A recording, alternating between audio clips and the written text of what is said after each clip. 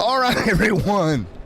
We are live here tonight from the Phoenix Raceway, ready to go. Thank you, everyone, for coming out.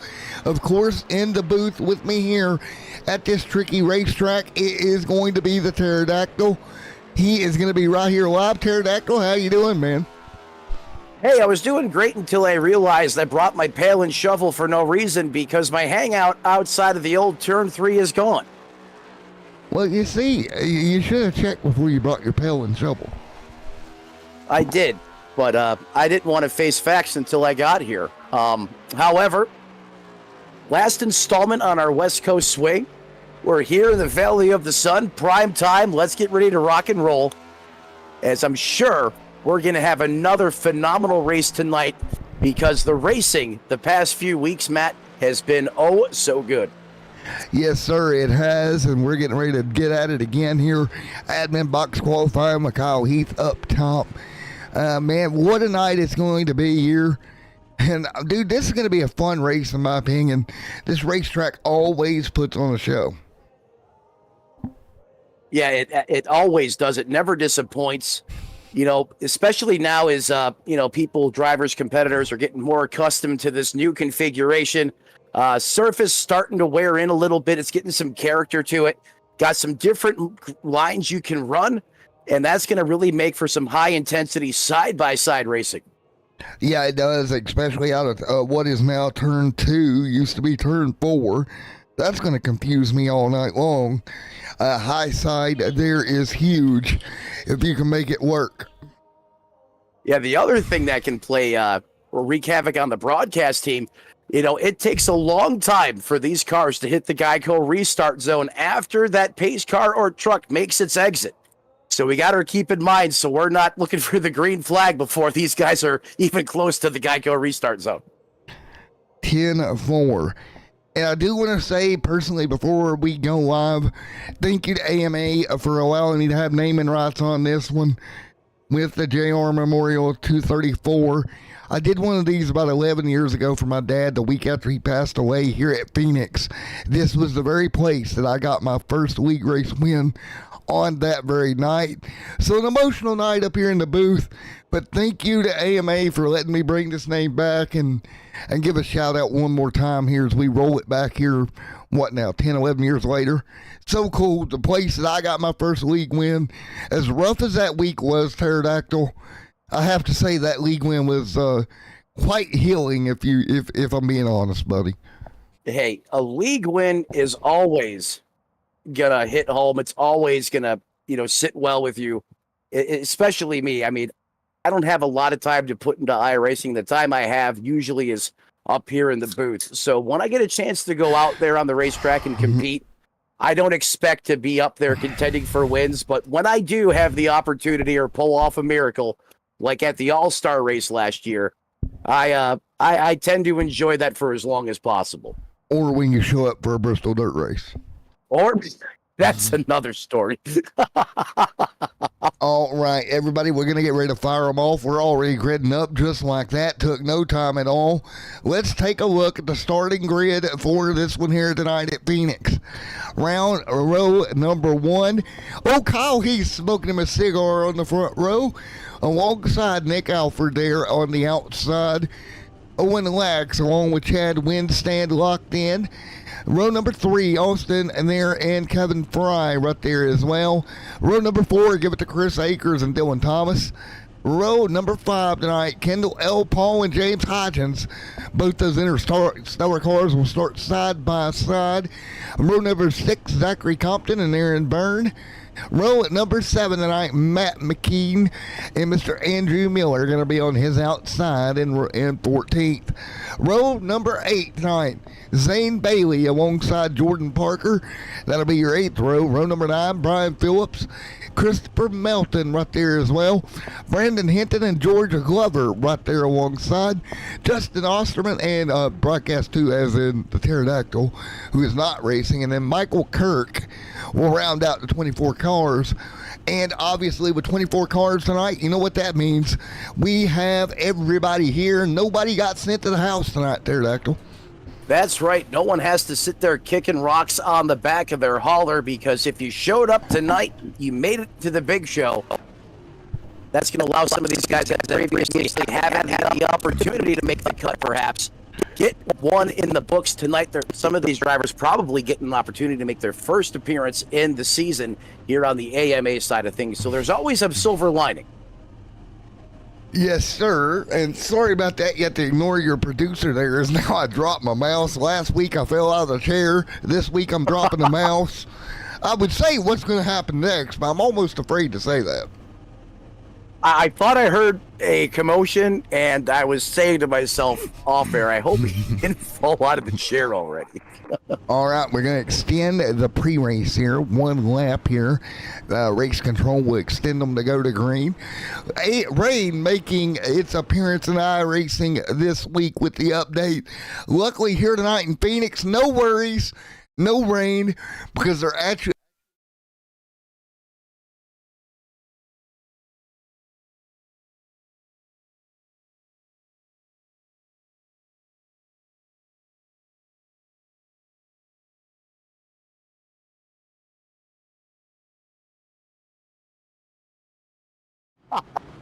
kind of like that Daytona 500 a few years ago, where they took the green flag and then everyone piled up into the turn 1 catch fence. Hey, we ain't got nothing. We ain't got nothing going on Friday night. Truck series is off. I could set up a hosted session for funsies before they patch it and do that to us. See who figured it out. I'd be down for that. Just have some funsies. Funsies is always fun. All right, let's take a look at the race stats here as we get ready to go to green. Here, not race tracks, race stats, excuse me, track facts. Get it right, Matt. Daggone, son. 4 turns, 1 mile racetrack, 234 laps. Here tonight for 234 miles, track temp a balmy 86, air temp 69, wind a great gusty 10 degrees coming out the east here for Phoenix tonight. Yeah, a 10-mile-an-hour breeze there with the gusts. That could play a little bit of a roll card here, especially in the handling department. We'll have to monitor that as we progress throughout these 234 laps tonight. All right, here we go. Pace car down. This is the very thing you talked about pre-race, Pterodactyl, is this long pacing that you do before officially going green. And it's happening right now. So the way this will work, they'll come around. It'll take them a bit, folks. Don't worry, they'll come through this Geico restart box, and we will go green right through the treacherous dog leg we go. And a couple of cars, Pterodactyl diving for the bottom early. I don't think we'll see that too much tonight. It's awful abrasive down there. The cars tend to get out of shape way down there. Yeah, they do. They get a little squirrely there on the bottom. I don't know what I was thinking saying swirly. As they get side by side, 3rd place on back. There's the 95 of Austin Hum. He is in the thick of it. As now he's going to get clear. Top 3 single file. But here we go with the mad dive bombs onto that flat of the dog leg. Oh, we got problems. Holy moly. This is a Phoenix-style cluster down the back straightaway. Did Billy the kid shoot the tires out here? Well, those Dr. Feelgoods clearly were not up to temperature, or perhaps that's the ugly part of having this dog leg opened. I'm not sure. I only caught part of the incident out of the corner of my eye. We're going to have to rely on the Extreme Sim Instant Replay to dissect what happened. Yeah, I'm trying to figure out exactly what happened myself. All I did is looked up and seen cars flambled everywhere. And where that actually started was right there with the 15. You know what happened? He came back over the transition. It happened to me earlier in the official. The car bottoms out. I can run my telemetry data for you guys at home to explain that later on. I'll go Larry Mack mode here. But that car bottomed out, got free, and around she came. Yeah, around she came, and there was more carnage there further in the back. Kevin Fry was involved in a big one, and I believe Andrew Miller went full-blown helicopter mode as he hit the outside fence a ton and destroyed the front of his race car. Yes, sir. So early on, 3 laps in. Well, folks, I know we're only 3 laps in, but what do you say we go say hi to our partners? And I'll just 1 or 2 things for you guys. And look at this telemetry real quick, and we'll be right back. All right, and that's pulled up. I've had too much coffee. This is going to be a wild night.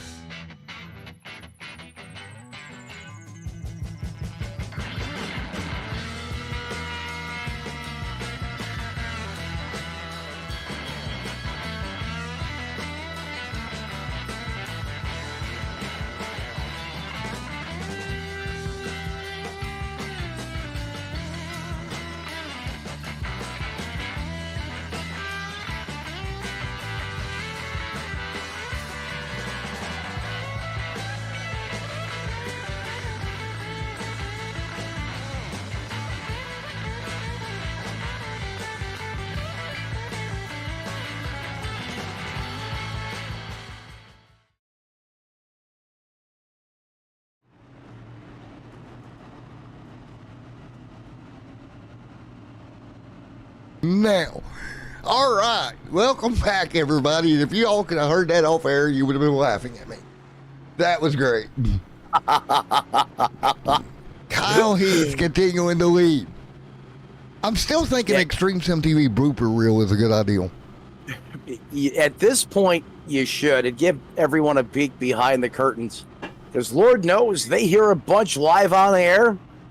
But there's a lot that they don't get to hear, and the outtakes would be hilarious. We'll just wait for the comments. But but you're right about Kevin Heath, man. I mean, this guy has been hot here as of recent. No surprise, the 13 out front leading this thing so far. But take a look who's just behind him there. Owen Lax in that 62. Haven't really seen him up at the front a lot so far throughout the course of this season. Want to see what he has here for the 13 of Heath on this restart. All right, Bully Dog Coffee in chat. What's up, you guys? All right, Kyle Heath will lead, bring them down. Now, Pterodactyl, this will be a little bit different because I got 1,000 pieces of data screaming at me. So, you guys at home, just bear with me. Here we go. I have found my new favorite toy, you guys. I wish you guys could see it. You know what? Let's see. We're almost there. Here's the data I'm looking at, you guys. That's why I get a headache sometimes. Hit the Geico restart zone. He's going to have the button, and he's going to pull the trigger. Gets a great jump as everyone bonsais down to the flat, utilizing the shorter route around here, and that's going to allow Heath to open up about a 0.3 of a second advantage right now over Austin Hund in the 95, up 3 spots here early, occupies that second place position. Single file on back through about the top 5, and then right around James Hodgson in that 6th place position. It starts to get a little rowdy. Jordan Parker back here along with Dave Thomas, Zane Bailey, and a ton more back here battling for position. We got lead changes back in the pack. We got a big problem. One around to turn 1. He smacked that inside wall. No caution. And that was going to be Matt McKean. Big incident down into 1. Yeah, this has not gone right for Matt McKean right off the bat. And McKean absolutely destroys the fence. Because he's going to take that car right to pit road, Matt. Yeah, he is. And unfortunately, I think his night is all but over as hard as he hit that inside wall, bud. Yeah, he got set in there like a wrecking ball. So right now, McKean going to drop to 18th out of 18 cars. Paul into the top 10. Kevin Fry passed Matt there for 18th. So at least that kind of helped him out a little bit. Nick Alford also driving slowly 1 lap ago as well. But so much going on the racetrack right now. Yeah, there's big-time battles all over the place. And while we were covering Matt McKeegan's incident, we had a new fast lap being posted by the number 2 position holder, 95 Austin Hund. He ran a blistering 27.64 as he currently owns the fast lap right now. But here comes the 62 of Owen Lax again. He restarted there in that outside row, fell back a little bit, but he is back on the charge towards the front as he now starts to apply that pressure to Austin Hund in P2. Yeah, continuing to apply pressure, just constant pressure right now. Owen Lax, here he goes. Lax will pick up that spot, move Lax up into P2. Yeah, here comes Lax. Just, you got to hope you don't get waxed, though, when you utilize that dog leg. Every time there's tight battles or a restart, I always cringe because I've seen so many disastrous things happen. Great battle for third, though, is here comes bad Chad Winstead. Winstead always quick. He'll move forward as well. Was going to touch on really quick Owen Lax as he goes for the race lead. Look at that 62 dive to the bottom.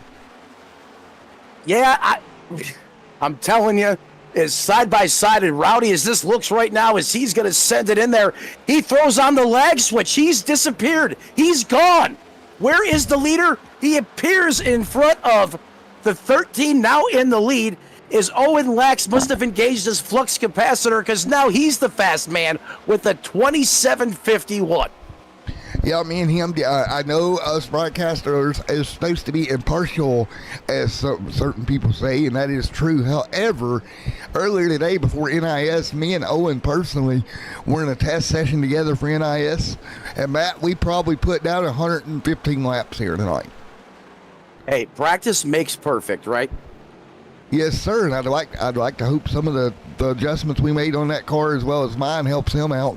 I came out of there with a P2 at the official, so we'll see what it does here in the actual league race. Kyle Heath there, Zane Bailey. Look at James Hodges. Akers sliding back right now. That's going to be Bailey. Akers going the wrong way right now, but here comes Bailey as well. Zane Bailey in the 21. Matt, I don't know how he does this on a consistent basis, but no surprise. Once again, biggest mover up the race, up 10 spots already in that dark horse Ford Mustang. Continuing to move forward now, the battle behind them. James Hodgins going to follow through around Akers. He'll dive to the bottom. Nice work. Yeah, that was a nice move there. Made it stick. Able to get a good run there off the corner, too. And you know, go ahead.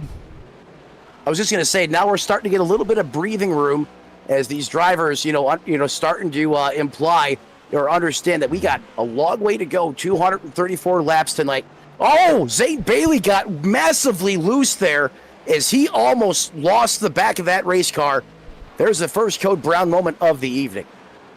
And something I noticed during the NIS race today, folks, after the update with the weather, I was noticing more sandish debris, the best way I could call it, blowing onto this racetrack than it used to be. It was a very weird phenomenon. You know, there's a word for a sand. It's called a Habib, I think, or something like that. It's basically a sandstorm. So you're saying they have those in iRacing now? I don't think it's a sandstorm per se, but something to do with the sand that's already technically on the racetrack, modeled in from when they scanned it and all this stuff. I think it's moving it around a little bit more. So we're not going to have a tornado in a trailer park tonight? No, we're going to have a sandstorm in a trailer park. Well, that sounds a little bit more than light dust, but you're right, Matt. I noticed that today in practice. It looks like a lot of that on-track that on-track matter, the debris, what's ever being carried over, that wind can certainly stir it up now since this recent update. I wonder if that's going to play a factor with the grip level at all over the course of this run. I think it will. Tires fell off about a second and a half over about 29 laps or so in the race earlier, and the back end got really free off of turn 4. Turn 1 and 2, it got kind of tight down there in that corner. So you're dealing with different objectives that you can play with to make this happen.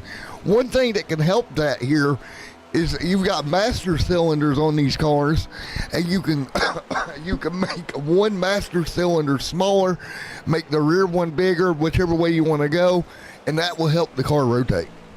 Right, and that will basically increase or decrease line pressure, and you can use that to kind of dial your car in. And like Matt was just saying, the only problem there is, Matt, and correct me if I'm wrong, but once you're in the race, once you're actively racing out on the racetrack, you can't adjust those master cylinders. You have to use the bias only. So if you miss it, it could be a long night for you. And you would think you could correct that with bias, right? But the problem is with that master cylinder setting, that also affects the maximum and minimum brake bias pressure that can be applied due to the master cylinder basically cutting that line off a bit, being bigger or smaller.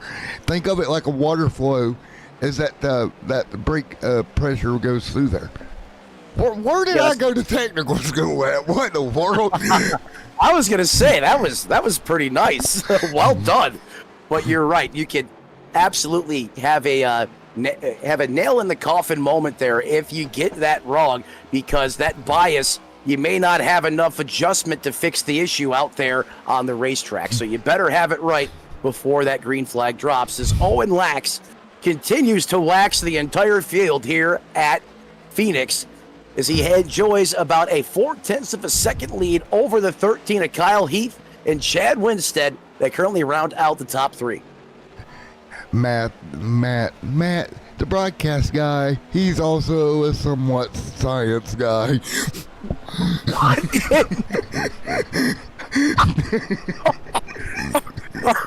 Moment of silence, please. He just killed me with that one. Owen continues to lead with Kyle Heath up there 1 and 2, Chad Winstead in third, fourth Austin Hunt right now. What? I don't know. No more Dunkin' Donuts for you. I have no idea where that came from, quite honestly. There's an unconfirmed report that he had a triple macchiato before the broadcast here. That's accurate. You know, and I'm looking at this.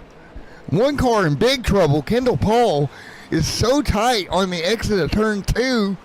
We just talked about that brake pressure setting. I wonder what that 78's running just from looking at the car and the way it's taking off on the exit of the corner. Yeah, this is the first time I've had a chance to really study that Rogue Energy Dark Horse Ford Mustang, as he currently runs right in that 9th place position right now. I believe that's where he started. So it really hasn't gone anywhere. Or perhaps he's conserving some tire right now. But you're right. You know, when he goes through that that transition there right by the Geico restart zone, it doesn't seem like that 78 is able to run the lower line. No. And that's where he's losing some time on the racetrack. Is the 3 there at Dylan Thomas pulls the slider on him there and is able to take that spot. That's going to move Paul back to 10th. There you have it. And he is back a couple of spots here already, just kind of sliding back. And you think to yourself, if you're watching, why are these guys making such a big deal about brake bias? Well, what you're wanting to do is that car rotates through the center of the corner. You're not necessarily grabbing the brake. You're gently putting just a little bit of brake pressure that'll make that front end of that car drop, make the front end diffuser drop as well. Splitter will drop, whole 9 yards, and that car will start to rotate. And it can help you save those front tires because you're not having to put as big an angle into your steering wheel to get that car to rotate. That's right. You don't have to feed as much wheel into it. That keeps the tire temperatures down. That's less bite or grab that tire is taking from the race car to transition to the racetrack, which should in turn increase the duration of the performance on those Goodyear Eagles. But the other thing you said there, Matt, which was a great point, you want that diffuser to drop. You just don't want it to make contact with the racing surface, because the minute it does that, your car is going to take off like a snow ski. Yeah, on the front end of splitter here. Let's see if we can grab an angle here for the folks at home to take a look here. Here, we'll choose this one. If you look right below that Camaro sign, you're going to see a little piece sticking out, that's your rear diffuser. So the air travels up through there. That creates a lot of downforce as well. You do have the rear spoiler, but that rear diffuser and the front splitter on this particular car, that is the majority of your aero downforce here in this next-gen car. Yeah, that's absolutely right. It's kind of generated the same way that Formula One generated their downforce package in the late 70s, with the majority of it being created aerodynamically from the underside of the race car. That little tiny spoiler we see now doesn't do much these days, and you get a little bit more on your super speedways, but that's a wicker. It's a clear piece of Lexan, but still not like the days of the old. It's completely different now. Yeah, that clear piece of Lexan attaches on a point to the deck lid on either side of that rear spoiler, and it'll come up over that when we go to the plate races, and you'll see that. Don't ask me how I know that. It's kind of weird, but that's how it works. Well, I guess it's kind of weird that we both know that, but one thing that we know for certain that's not weird is Owen has the mojo for Phoenix right now as he continues to drive away from the rest of the field. That lead approaching 1 second territory. You're going to think I'm lying, okay? You're going to think I'm lying, Pterodactyl. 11 years ago, when I got my first league win here at Phoenix, that night, the number I was driving, number 62. Perhaps a sign of what's to come. Yes, sir, and that car has checked out 0.8 of a second over Kyle Heath. So that must have been a COT car? Yes, we were. We were in the COTs. Let's see, 2013 would have been. I think that was that just after the COT 2013. I think that was a year after him. Yeah, that was just after him. That was the high horsepowered Gen 6. Yep. And you know what? That was my favorite car. It really was. And then they ruined it when they started to lower the horsepower. And don't get me started with the numbers in these cars today. That we can go down that rabbit hole some other time. But now Owen's already catching lap traffic as he puts the Doritos 3D Blast 54 a lap down. Next car in his sight is going to be the 89 of Brian Phillips, just up the road, as Owens continues to rip the bottom of the racetrack, even with some laps on his tires. Yeah, kind of interesting here. Teammate Jordan Parker, last time by 0.6 slower than his teammate. And I believe, Matt may have fallen out of his chair again here early. Oh, my bad. I had to, don't ask. I was talking into the wrong mic like a moron. But I was trying to cover for you. Well, they could hear you. So here's the thing. They could hear me, but you couldn't. That's the even better part of it. But anyway. How does that happen? Usually it's the other way around. Well, you see, I forgot. I know what you did. I forgot to change my Discord mic over to the same mic I'm using to talk to the folks with. I've had way too much Dunkin' Donuts. I thought you were eating a Vienna sausage or something. I seen you on the camera. I was like, he's eating again on me. All right, now we're all on the same microphone. Everybody can be happy.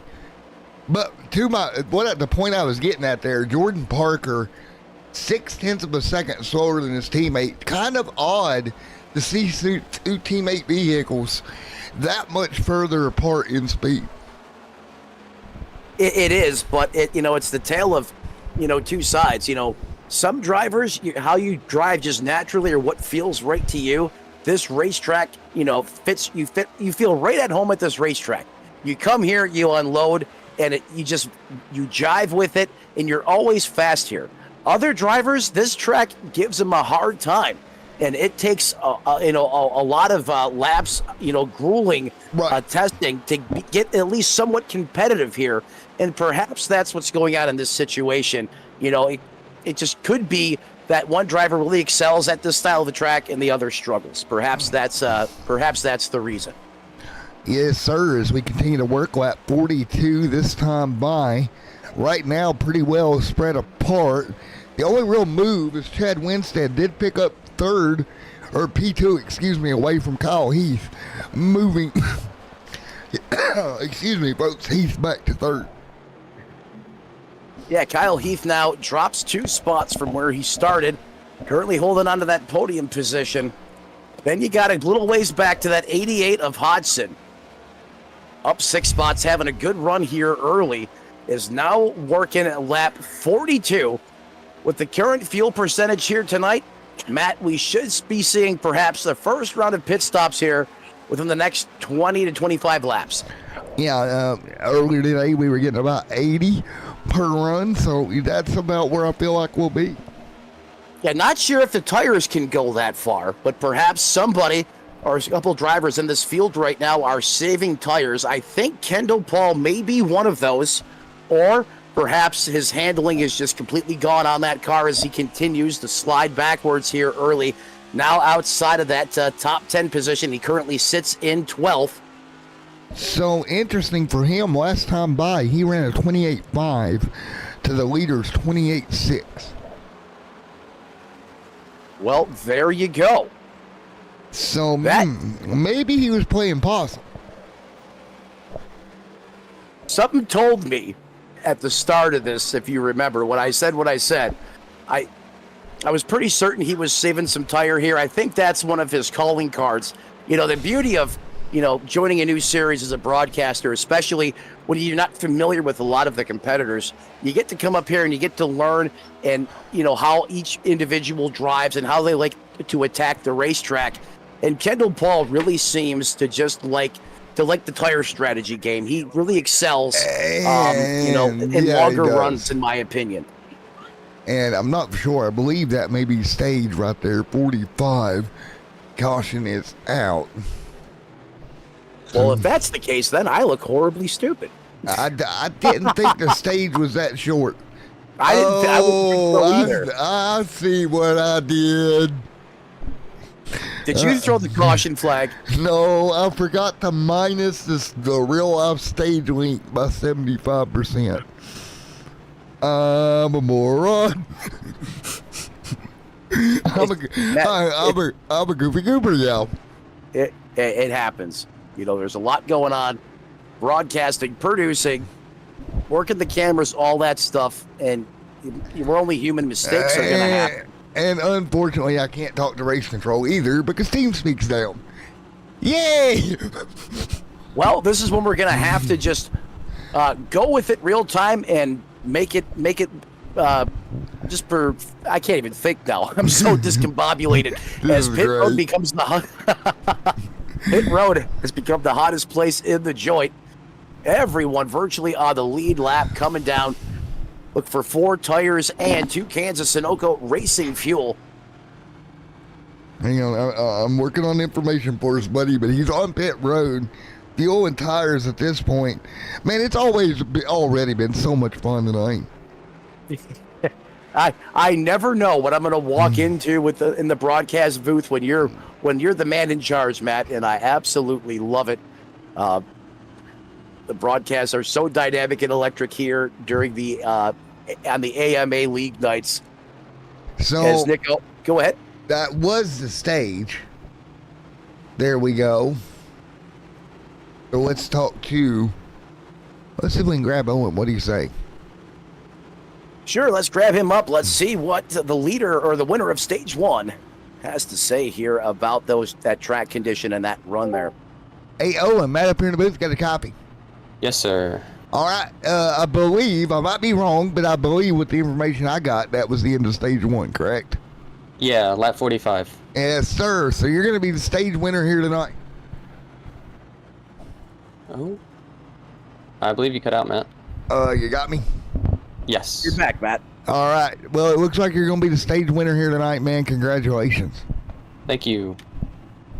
What do you got to do here to get another stage win here, moving forward here and try to figure it out? Try and navigate lap traffic as well as make sure the tires don't give out. You really have to save, especially on this run, because I think staying out will still be faster than splitting it in half. Right. So really, it's just kind of saving, so it will play into a little bit of that last stage that we just had. Correct. So, I did a lot of testing with tire saving, and I feel decent, but we'll have to see as this race goes on. There we go, man. Well, best of luck to you, Owen. Thank you. All right, there you have it. Stage 1 winner, Mr. Owen Lax here tonight, pulling it off. How about that? A fun stage 1 there, Pterodactyl. Yeah, and what a great interview there by Owen Lax with some great analytical data there about perhaps staying out and saving tires, giving up a little here in the beginning, to make it perhaps on a one-stop deal here at the end. Other drivers are listening. They might shift to his logic here. We'll have to watch that as those lights go out on the pace car. Racked and stacked one more time. Winstead going to share the front row. He's going to line up on the outside. That Mustang going to pull off and hit pit road, but we still have a ways to go. Is Heath, Austin Lund, Zane Bailey, Chris Akers, Aaron Brown, George Glover, Sisson, and Compton round out the top 10. Or the top 10, excuse me. All right, man, I'm going to let you take the call here for just a second, and I'll be right back, bud. Not a problem. I got you, brother. Entering now. Getting ready to approach the Geico restart zone. They're going to get tight on the front row. And the 62 of Owa is going to catch him on the sleeper as he is going to rocket away with another brilliant restart. Kyle Heath, the 13 is back. Eaton on the inside, trying to gain a little on the back of the 62, and he does. He is there, but Chad Winstead also applying pressure on the 13. Heath may have to play offense and defense here at the same time as we're single file here once again now at the front. Yes, as sir. Winstead and Heath going at it in an all-out trench warfare And we got a situation. yellow, too. Oh. Michael Prince and Kendall Paul Oh. Ooh. have apparently had an incident on the racetrack.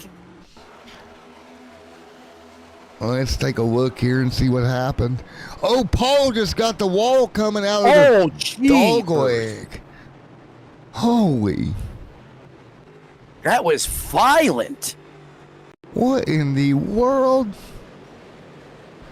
Paul's just coming along happy-go-lucky here. And then all of a sudden...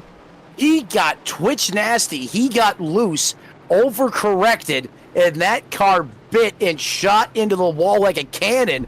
Oh, and then Paul comes back down and creams the 45. Kendall got that win in Xfinity and Truck Daytona week. But even during the 500, he had trouble here in the Cup Series, and that momentum just has not turned around as of yet. No, sometimes that dark cloud, for whatever reason, just will sit and rain and wreak havoc on you and your race team. Yeah. As I'm going to watch this back one more time on my end internally, there may have been some extracurricular activity perhaps between Paul and a prior lap, but that was not the case there. Is his car just broke loose, overcorrected, and I don't think... there's what happened, Matt. He had Bluetooth suspension. His brakes were not working. That's why he made additional contact with the 45. His car is smoked. I don't see him being able to return to the race unless he has a fast repair. Which he doesn't, so unfortunately this might be the end of Kendall's night. And the reign of woes with the Cup Series continues right now for Kendall, and that car, to your point, does not look all that healthy. No, it doesn't. That was just a freak incident. We seen him running that higher line perhaps because we thought he was having a hard time holding the bottom, and given what just happened there to that Dark Horse Ford Mustang, clearly there was some type of a handling problem with that race car, and that got the better of him, unfortunately. As we're back under caution here once again, want to thank everybody for joining us on Extreme Sim TV right here on YouTube. All of our usual partner in crimes returning once again. And if you guys want to become part of the family, it's simple. Smash the like button, ring the bell, come home to 5 days of high-flying, high-octane racing action right here on Extreme Sim TV. Live from Phoenix, the Valley of the Sun. as we wrap up our West Coast tour. Yes, I believe, I have to go look at the schedule, but I want to say Bristol's next week too. I think. Yes, it is actually. Bristol is next week. Oh, now there's a place that you can turn your luck around. So this week, guys, just for a viewer update, the AMA Rogue Energy Xfinity Series tomorrow night will be racing here at Phoenix, but the Truck Series will be off here on Friday. Then next week, the Cup Series will head to Bristol, along with the Truck Series, and the Xfinity Series will be off at Bristol. So it kind of flip-flops there over the next 2 weeks. Yeah, I got to make sure I'm keeping my bus driver up to date with the scheduling because, just because the 3 series aren't always on the same page at times these days. And I appreciate you bringing that up, Matt. I got to check with him after this broadcast. Yeah, man, no problem, man. As we get ready to turn these lights off here in a moment and get back at it here in Phoenix, Arizona. Actually, another lap. And again, man, this track, after they reconfigured it, what's the argument? You like this layout better or the original? I'm going to go with the original. Me as well. And that's just because I've been around NASCAR for a long time. Since I was a young kid, I was watching the sport. And sometimes just because it looks better on paper doesn't mean it actually races better in real life. And I just cannot, as much as I want to, I just cannot vibe with this new configuration. All right, as we are getting back up to speed here. Owen back out front. Winstead, all kinds of pressure. And you see that top line in 1 and 2. Really, that was the preferred groove throughout the night, earlier tonight. And again here, you're seeing that now down here in 3 and 4, you can get away with the bottom, I feel like, a little bit easier. Yeah, if you're good with throttle control, I mean, I think the bottom is the way to go. That higher line, you can run some faster lap times, but I think the penalty or the price you pay is cooking that right rear prematurely. Yeah, it tends to do that. It does cook that thing and roast it pretty well. But right here, battle for position. Hodgins trying to move forward. George right here amongst the battling. Great little race here for position around 7th and 8th.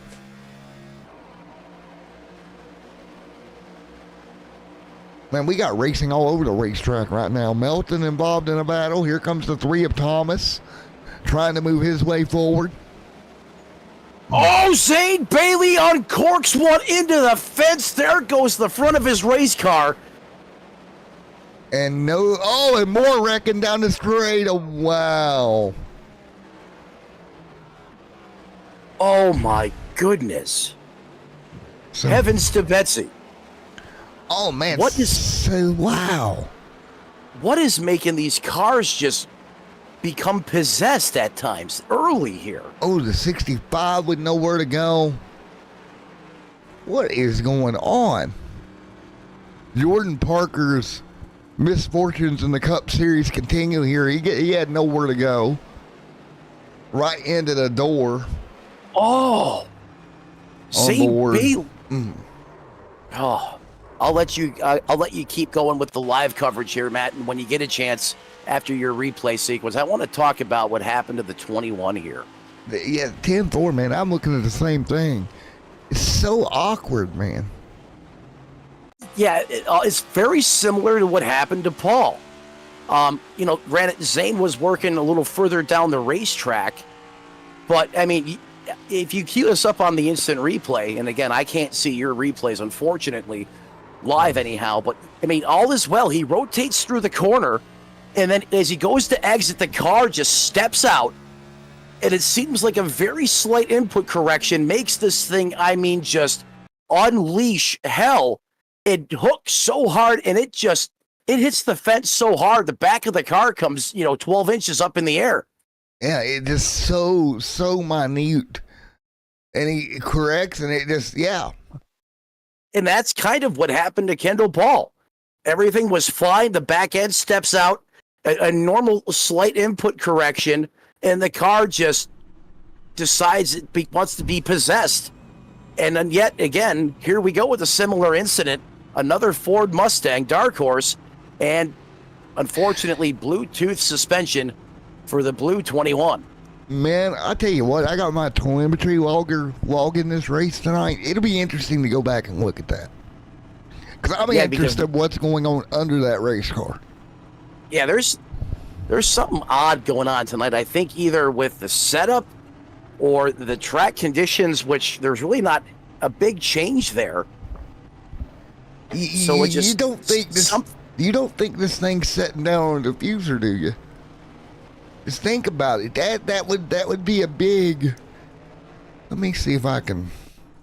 But if you look at where that's happened, with both cars, they're on a spot in the racetrack where they'd be starting to pick up the throttle, not so much putting the car on the splitter. But I could be wrong. Well, the diffuser's on the rear, so is it? Oh, I'm sorry. I'm talking about about the front, not the back. Yeah, I'm wondering. That would make sense if it was under braking, like you said. But let's go on the right rear here. Yeah, let's see if that diffuser's hitting the pavement. That's a good point. Let's see here. I'm trying to get a shot here for you guys. This is a little bit hard of a shot to get, but let's see if we can tell. Over the transitions. I mean, it's riding right about there. I don't think it's hitting, but I think there's some arrow going underneath that race car that's not kosher. Because if you look very closely, folks at home, this is going to be way too nerdy for some, but others will enjoy this either way. Anyway, you look. The right side of that diffuser is lower than the left at a certain portion of the corner. Okay, I've been around to Mr. Chicken there too much. We're going back green. He's Mr. Chicken. Yeah, he's our IndyCar guy, and I'm just looking at that and I'm going, something's up. Yeah, there's nothing wrong with, trying to break down and dissect what's going on the racetrack, especially, when the cautions back out, on a consistent basis. As we're trying to figure out what is going on, because we know these drivers in this series are much better than that. Yeah. And, perhaps some of them listen to the broadcast and, these teams are getting this information. There is something going on out there that's making these cars. Trouble through the dogleg thingy, if I can get it out. Compton, sideways. I apologize, ladies and gentlemen, but I am behind the server right now. I can tell that I am having a connection issue here. Oh, you're fine. So unfortunately, I did not see that. And another yellow. The 3 in the doglegger realm. On board with the 3. Let's take a look. What does the survey say? Off of turn number 2. Oh, that was just a meeting of the minds in the wrong place. Him and Akers come together. So this is a classic example. Akers expected him to be lower than he was. Yeah, it looked like they got a little Reese's Pieces action going on there as the 3 got a piece. And as you said, meeting of the minds, 2 cars going for the same piece of real estate. And that's going to bring out, as Matt said, the caution flag once again here. The good news is the silver lining. Those cars aren't completely ready for the recycle bin yet. Yeah, and that's just a situation that the guy on the outside sometimes assumes that the guy on the bottom is going to cut the dog leg. And that doesn't always happen. One thing that's happening right now, some of these drivers that are playing the tire strategy card, this is killing right now with all these caution laps being ran. The other part is all the heat cycles on these tires. This tire is a lot different, Matt, than the tire of old. It's wider. It doesn't have the sidewall height. It's a low profile tire.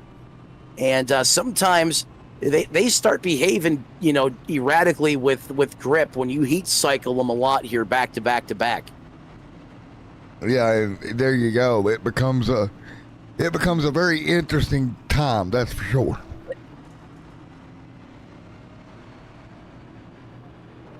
Well, buddy, we are under yellow yet again. What do you say we go think our partners really quick? Let's go pay some bills and we'll be back. Pay some bills. Yeah. Oh, thank you for the comment, by the way. GTA Radio Funny. That's great. I like it. What do you say? We're GTA Radio Funny. We're great. We're GTA Radio Funny. Yep.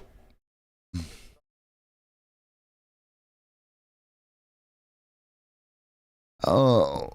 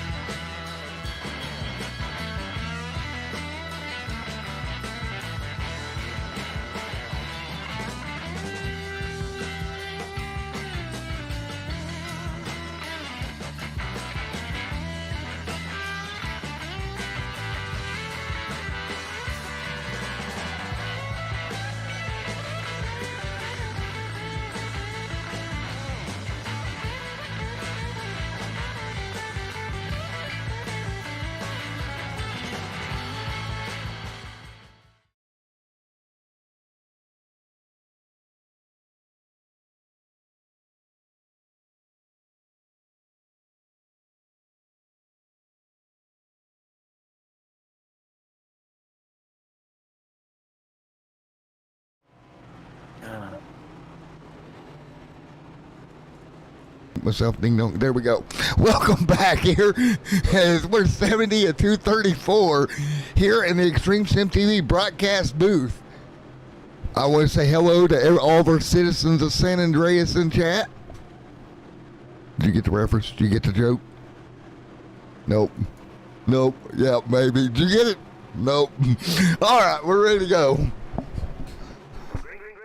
Green flag in the air. Let's go. Owen, Kyle, Chad Winstead, Aaron, Nick, James Hodgins, Chris Akers, everybody back up to speed. George, Brandon Hinton, and Dylan Thomas back there as well. Christopher Melton, 3 wide through turns 1 and 2.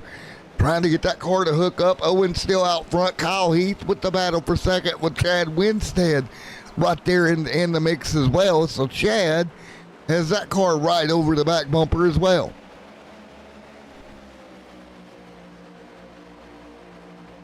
Man, this is interesting. Owen Lax continuing to lead the charge right now as Owen now up the hill, but here comes the 13. Don't look now. It's our pole sitter. A little bit of contact, and our pole sitter is going to be the Arizona two-step off of turn number 2, headed for 3 and 4. Winstead dives that car in deep to the top side. Winstead's Valvoline machine going to drive it off into turn 1 and 2. I think the pterodactyl may have fell out of the booth. Owen continuing to lead. Kyle Heath right there as well. Kyle getting her done. Kyle Heath follows Owen right now.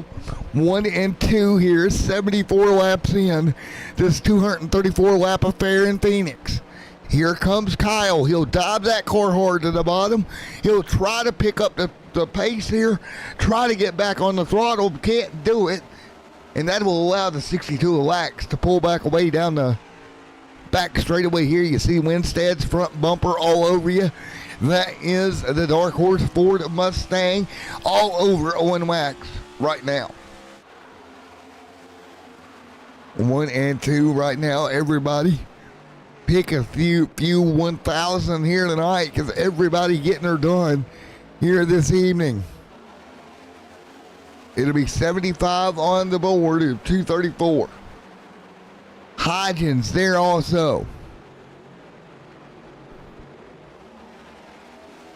All right, 76 this time by. Nice work. Owen continuing to hang on.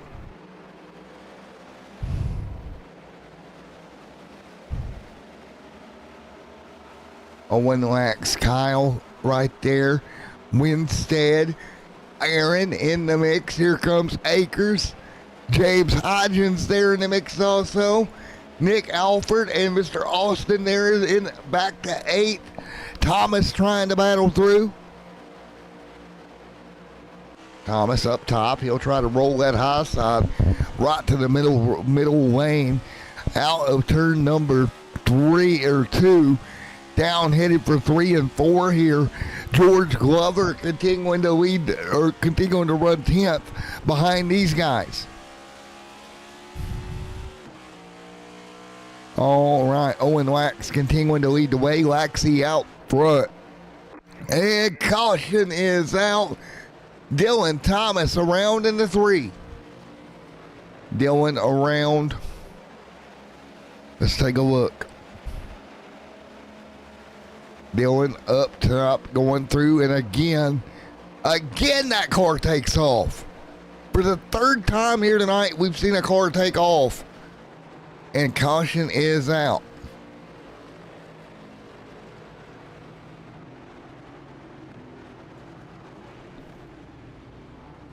And yellow out again at 78 on the board. So right now, Owen continuing to lead. Let's see if we can talk to some folks here. Because yet again, we're seeing things unravel for a lot of drivers here.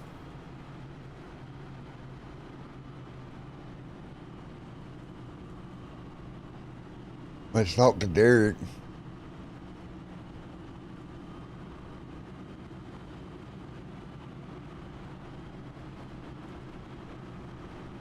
Hey, Derek, it's Matt up here in the booth. You got me real quick, bud? Hey, Matt. Hey, man, I know you're not driving tonight, but I know you're down there in the team chat and everything. We're seeing a lot of guys just absolutely lose the race car. I'm speculating in the booth here, these cars may be bottoming out here at certain parts. What have you heard? What do you think? I mean, crew chief and Aaron right now, he's doing an amazing job with the Finu Flash. He's just noticing, and I'm noticing, these guys are just burning their stuff up, driving really hard. We're not going to give our strategy away because, you never know what... clearly.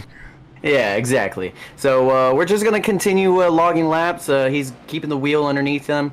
But yeah, these guys are just having a hard time handling, man. I thought with all this cloud cover, it was about to rain in the desert. So we'll see. But Aaron's doing a fantastic job, and we're just got to see what we can do to get up to first place and pass Chad, Kyle, and Owen. They're really good right now. All righty, man. I'll let you go back to your crew chief and duties. Thank you for coming in with us, man. I appreciate it, Matt. Hey, Matt. All right. Oh, R&D. There we go. We got him. All right. 81 on the board. Chad. Owen there. Let's see if we can talk to Winstead. Rolling around in 3rd right now. Kyle Heath. Up to 2nd. Great run for Kyle.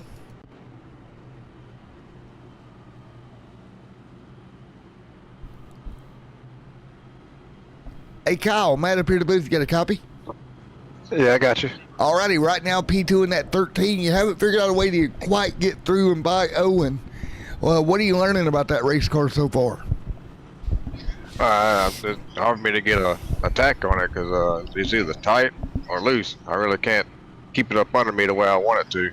Owen's pretty good. It seems like he's got a good overall car. Alrighty, man. Well, you got plenty of time to go here. Best of luck to you, bud. All right, thank you. All right, there we go. And again, guys, fighting handling issues here tonight. We'll move Kyle back down the sofa for him. But again, the handling issues are real here tonight in Phoenix. Yeah, another piece of the puzzle here, from Heath. He said it's going from, tight to loose. And if that's happening at a very at a rapid pace, that could absolutely have the type of, characteristical impacts on the race car that we've seen tonight, especially with the 78 of Kendall Paul and others that have been affected by this handling issue. That sandstorm over there in your booth clear up, buddy? No, I'm still being pelted by dodo eggs. Well, that's no good. At least it's not dodo birds. Well, the good news is I'm going to have some fresh omelets here in about 5 minutes. There we go. There we go. It'll be 83 on the board this time by. Let's go. Nice job. Now, Owen Lax, Kyle Heath, top 2. Yeah, Owen's car just looks so much stable and planted. Oh, no! Hodgins involved. Big incident. Another editor flag here at Phoenix. Oh, and we have another hot dumpster fire that's erupted out here on the racing surface as more cars get added to the potential scrap pile here early. Matt, what went wrong this time? Well, this time it was a little bit of contact, sir. One car drove it in deep. Going to get a number for you here in a moment, but he dove it down in there a mile too far. Washed up right into the left rear quarter panel of that 95, the 88 with nowhere to go. At that time, the yellow flag flies, and that was George that dove it into the next county down into 1 and 2. They must have had a stale at the steak and shake when he sent that car in there. Or perhaps he was listening to Bon Jovi, Living on a Prayer, with that move. I don't know. Maybe he's seen a rattlesnake on the racetrack, trying to avoid it. Sometimes, we've seen those kind of moves work, over the course of this season so far, which has led to some great racing out there on the racetrack. But, there is a bad side to that. Sometimes when you try to throw a Hail Mary in there and it doesn't work out, someone else ends up being collected, and that's unfortunate, as what's happened here with this most recent incident, as we're under caution for incident once again. What we're pointing out here, folks, is everybody's not Tom Brady. Sometimes it does not work. Or even Aaron Rodgers, who I kind of tip or give the GOATed title to Tom Brady when it comes to Hail Marys. Just thinking about what Rodgers has done over the years, with some of those last second plays with time expiring. There you go. But sometimes it doesn't work. Sometimes it's an interception. Right. Or sometimes you completely blindside somebody and has no idea that they're about to get rocked. It's kind of like a GTA heist. You plan it out and then it goes horribly wrong. I'm noticing all the GTA hints and vibes from the YouTube chat tonight, keeping us alive as always. We appreciate you, and Matt's kind of embracing that as well. So we're trying to keep it spicy up here for you. There we go. Well, like still on the iRacing Pace Car. One thing about this update. Oh God, update here this time around. We do have an official name of the pace car driver, officially from iRacing. Is it Humphrey? It is Fred. Fred. Why they went with Fred, I'll never know. Well, at least we keep the name simple here. You got Barney, the flag guy, and you got Fred, the pace car driver. Now we just need to know who runs the safety trucks. Then we'll have all our answers. Or, hey, they can just throw that job to you, Matt.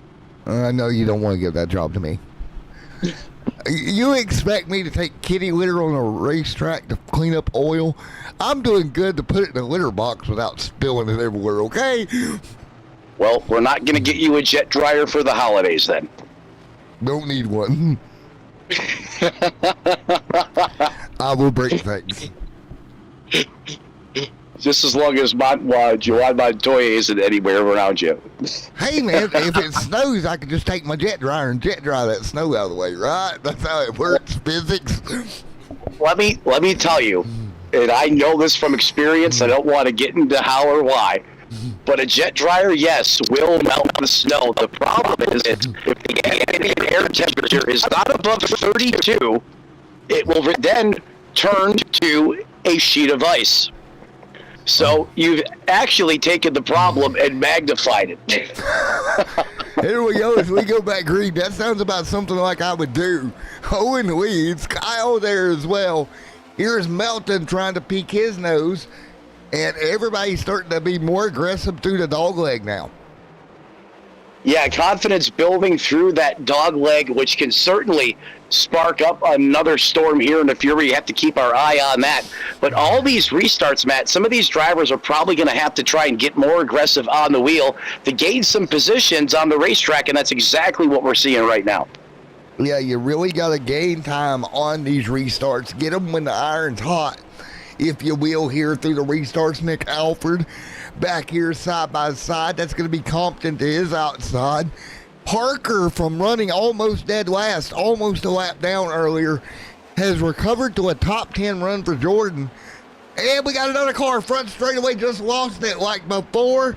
And he'll slide around, but he will somewhat not cause a yellow.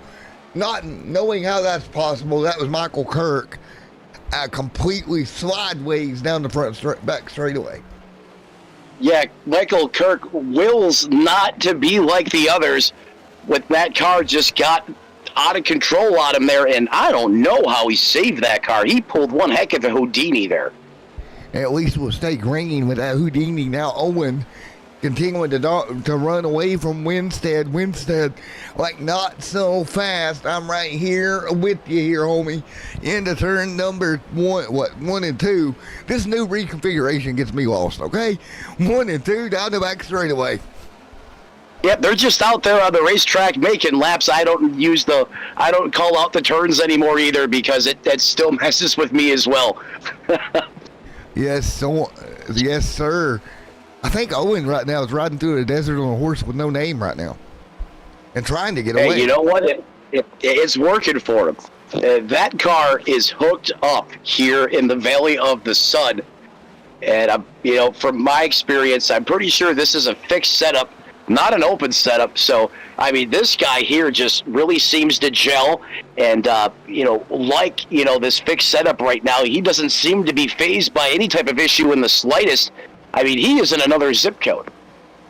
In another zip code for sure. You see Akers back here to 6th, Alford to 7th. Hodgins right there having a decent run in 8th. Good run for James here tonight so far. As we come up towards the lap 100 marker here tonight, you've got a long way to go, but at least the first 100 getting ready to get knocked down off the leaderboard. And then you can start thinking strategy once you get in that last 134 laps of the race or so.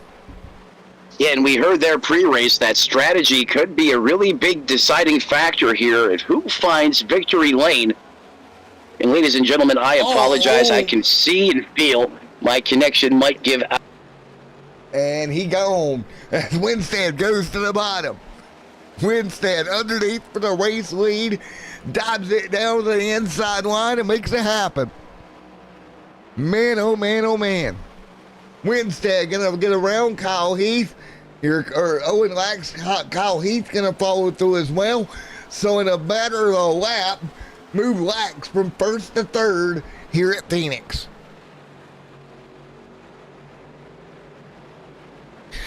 Oh, Braun back there as well. Dylan Thomas, Chris Akers. Here comes Nick Alford, James Hodgins, Zachary Compton, Austin back here as well. Here comes Jordan Parker in that top 10. Great run also. Austin up to 10th, getting around Jordan. Now Jordan trying to put the pressure back to him. It was just a few laps ago that Austin made that move to get by him here. Now Winstead starting to leg him out front. Here comes Kyle Heath as well. Nice work up front, folks. 97 on the board. Again, 1 week from tonight, we go Thunder Valley time for the Cup Series.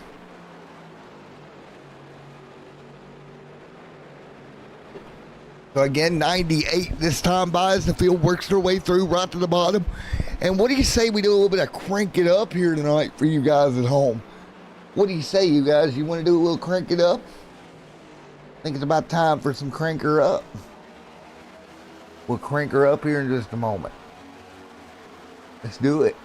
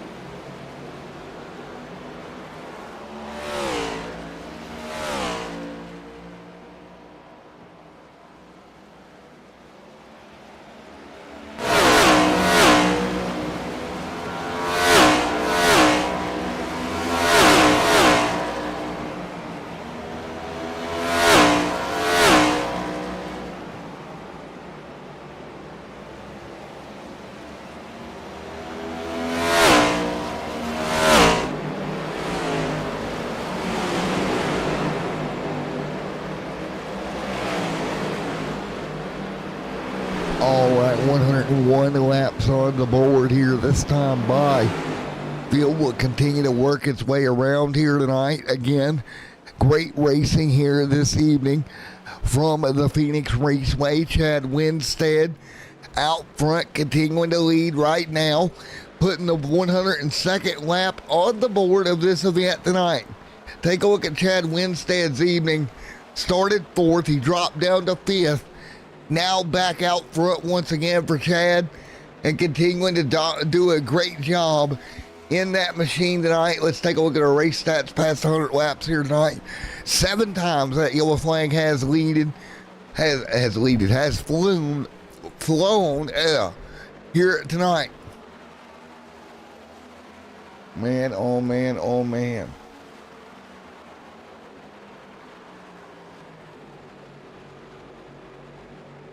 Yes, sir, as they work their way through, working their way by.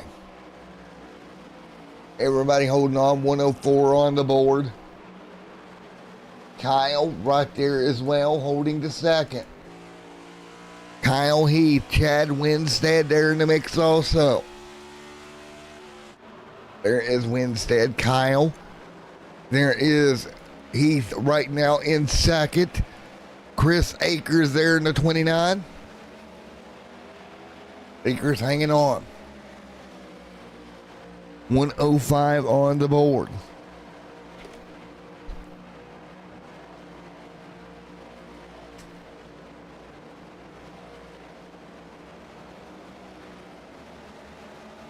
So right now, everybody running this thing through the best they can. 105 this time.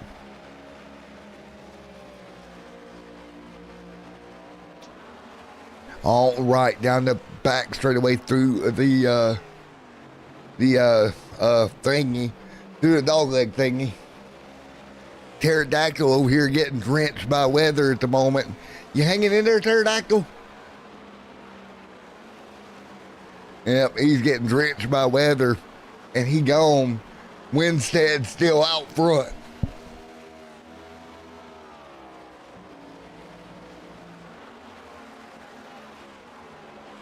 So Winstead dominating this one right now. Kyle Heath, James Hodgins right there. Here comes Nick Alford. Here comes Austin Hund.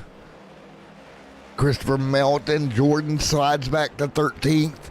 So Jordan continuing to wash back to 13th. Here's Winstead trying to hold on out front. Yes, Winstead now has his first lead of the race, and Matt, he has been working diligently and hard at the wheel. Good to see all that hard work paying off for Winstead as he gets his first taste of fresh air this race. Yeah, that has paid off for Winstead here rather well.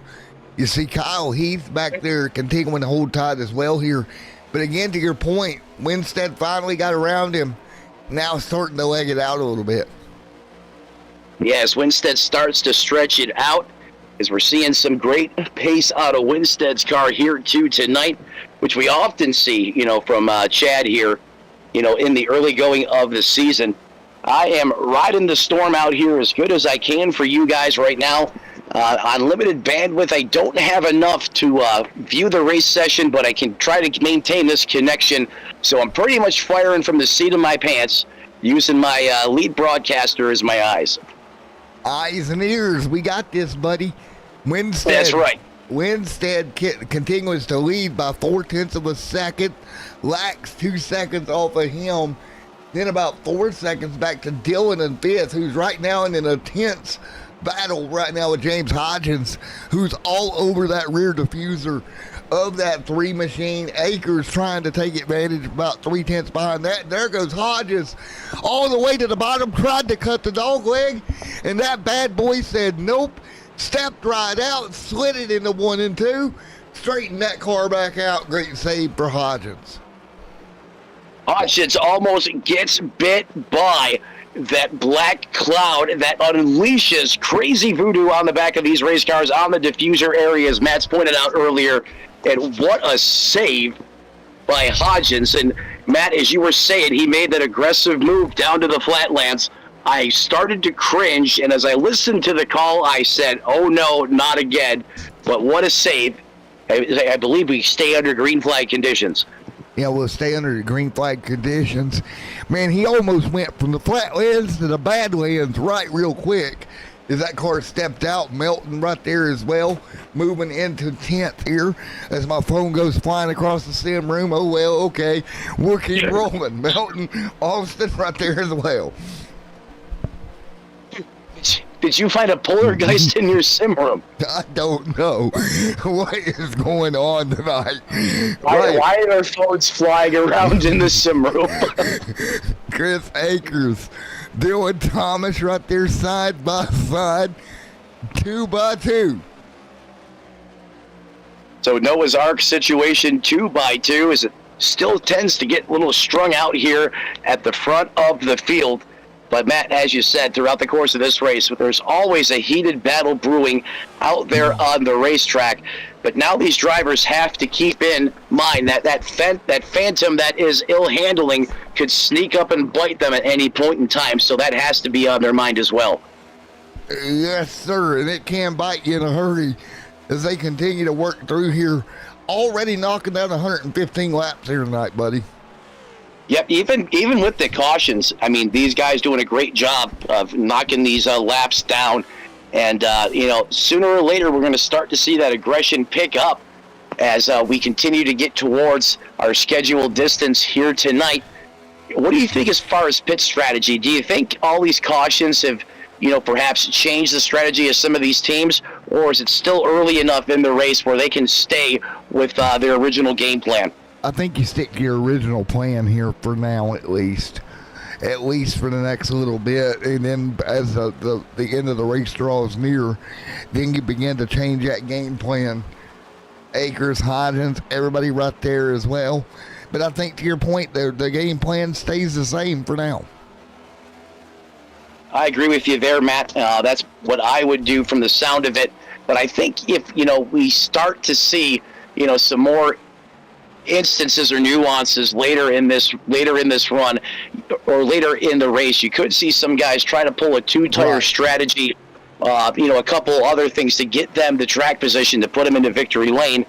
And while you take this back over, Matt, I'm going to step aside and I'm going to see if I can get the live stream going so I have the video as well to commentate with you. 10-4 as we continue to roll. Chad Winstead, Kyle Heath, Owen Wax right there. Hodgins around.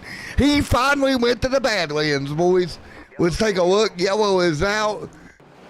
And did he try to go to the apron again? Let's see.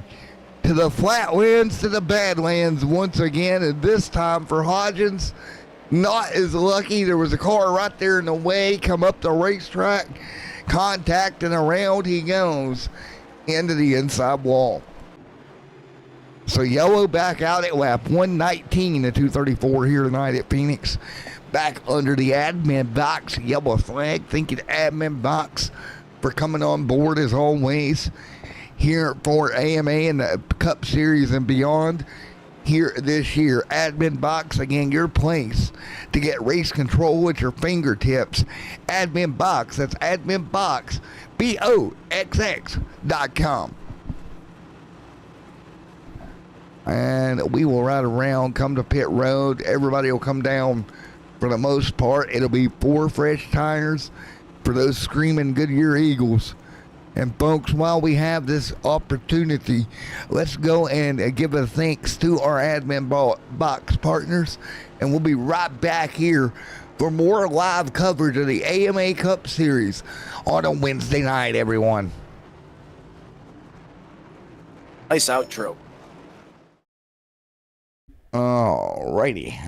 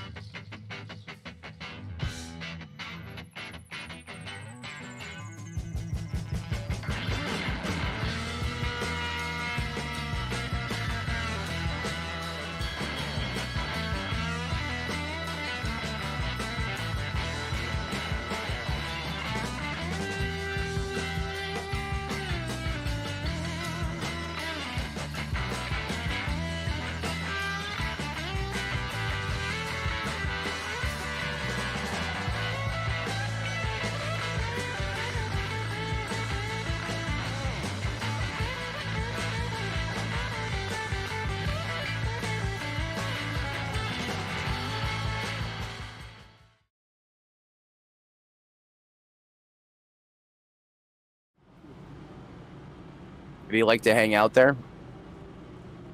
Well,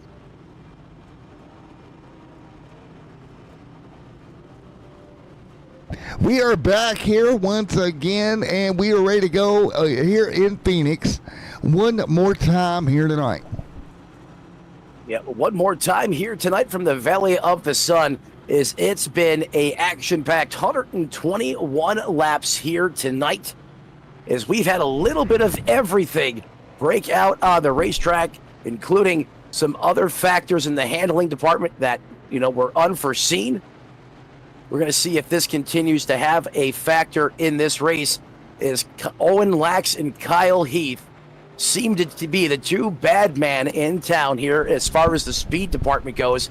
If they have been almost untouchable at times, Heath going to have the button here and take us back to green momentarily. So here's what we're saying. You can't touch us. Nah, nah, nah, nah. Nah, nah, nah, nah, nah. All right, ready to go. You have the parachute pants on. Yes, I do. Yes, I do. I'm going to start moonwalking here in a minute. Kyle Heath will bring us to green here tonight. Kyle, Owen, Aaron, Akers up front. Green flag, slam down the hammer. Let's go. Back underway at Phoenix. That's right. They unleash these bad boys one more time here, and the charge leads down the back straightaway, as it's going to be Kyle Heath by about 2 car lengths over the 6 of Aaron Brahm, as he now puts his dark horse there in that second place position. As Kyle Heath now leads, that's going to slide Owens back to 3rd. Winstead back to 5th, having to recover a little bit after that restart. Back to 5th here. Lax to 3rd, Akers to 4th, the Reese Pieces machine. Compton, Hinton, Melton, Phillips, right there, your top 9. Then it'll be Glover in 10th, Hunt in 11th, Parker in 12th. James Hodges is called in tonight in 13th. Nick Alford 14th, Dylan Thomas 15th, Michael Prince, and then Kendall Paul 9 laps down there in the 78. Yeah, 9 laps down in the 78. Not the night he was looking for this evening, as he's multiple laps off the lead pace right now. Is Kyle Heath clearly has found something out there in the speed department, as he has came back to life. It is now pulled out to over 0.3 of a second on the 62 of Owens, as they are door to door, side by side, just duking it out. As the 62 makes use of the dog leg there, but again does not seem to be scathed. Oh, the 6 comes up and ministers a shot in the back door. Was that like a booster shot? That was on the business end. That's a shot fired if I'm in the 62.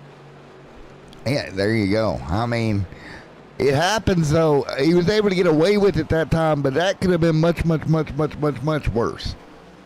Typically, you see a driver do that if they're displeased with something that was done to them on the racetrack. You know, as he clearly went up there and rang the doorbell of the 62. But the 62 pulling away, or at least was there for a moment. Gets a great run off the corner. Going to try to see if he can run down Heath, but he is 0.3 of a second up the road. As Winstead holds on to that third place position in the 60, who is now side by side with the 6. Yes, sir. And again, this battling that you see on the racetrack is just epic to watch, buddy. Yeah, it's great action, and that's one of the things we talked about pre-race. You know, with the multiple grooves here, as this configuration starts to age and get some character, you know, we're seeing all of this come into play. Ooh, the 60 and the 6 there get tight as he comes back onto the racing surface. There's the 29 of Chris Akers, loving every bit of this battle because he knows they're using up their tires more than they want, and that allows him to close in, as now he is primed to perhaps go to work on the 60. He's like Burger King, man. He's having it his way right now as they work their way through. Man, it's going to be so tight to how this works out.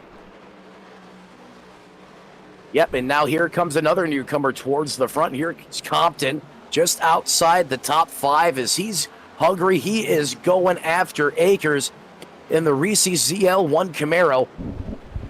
So getting hot and heavy here towards the front of this piece as the laps continue to wind down. It's 7th place currently running right now, Chris Melton. 8th belongs to Brandon Hilton. 9th, George Glover. Those 3 positions all up 11 spots from where they started. And Brian Phillips rounds out the top 10 in that TRD Toyota map. Yes, he does. And again, good spread of manufacturers in the top 10 right now.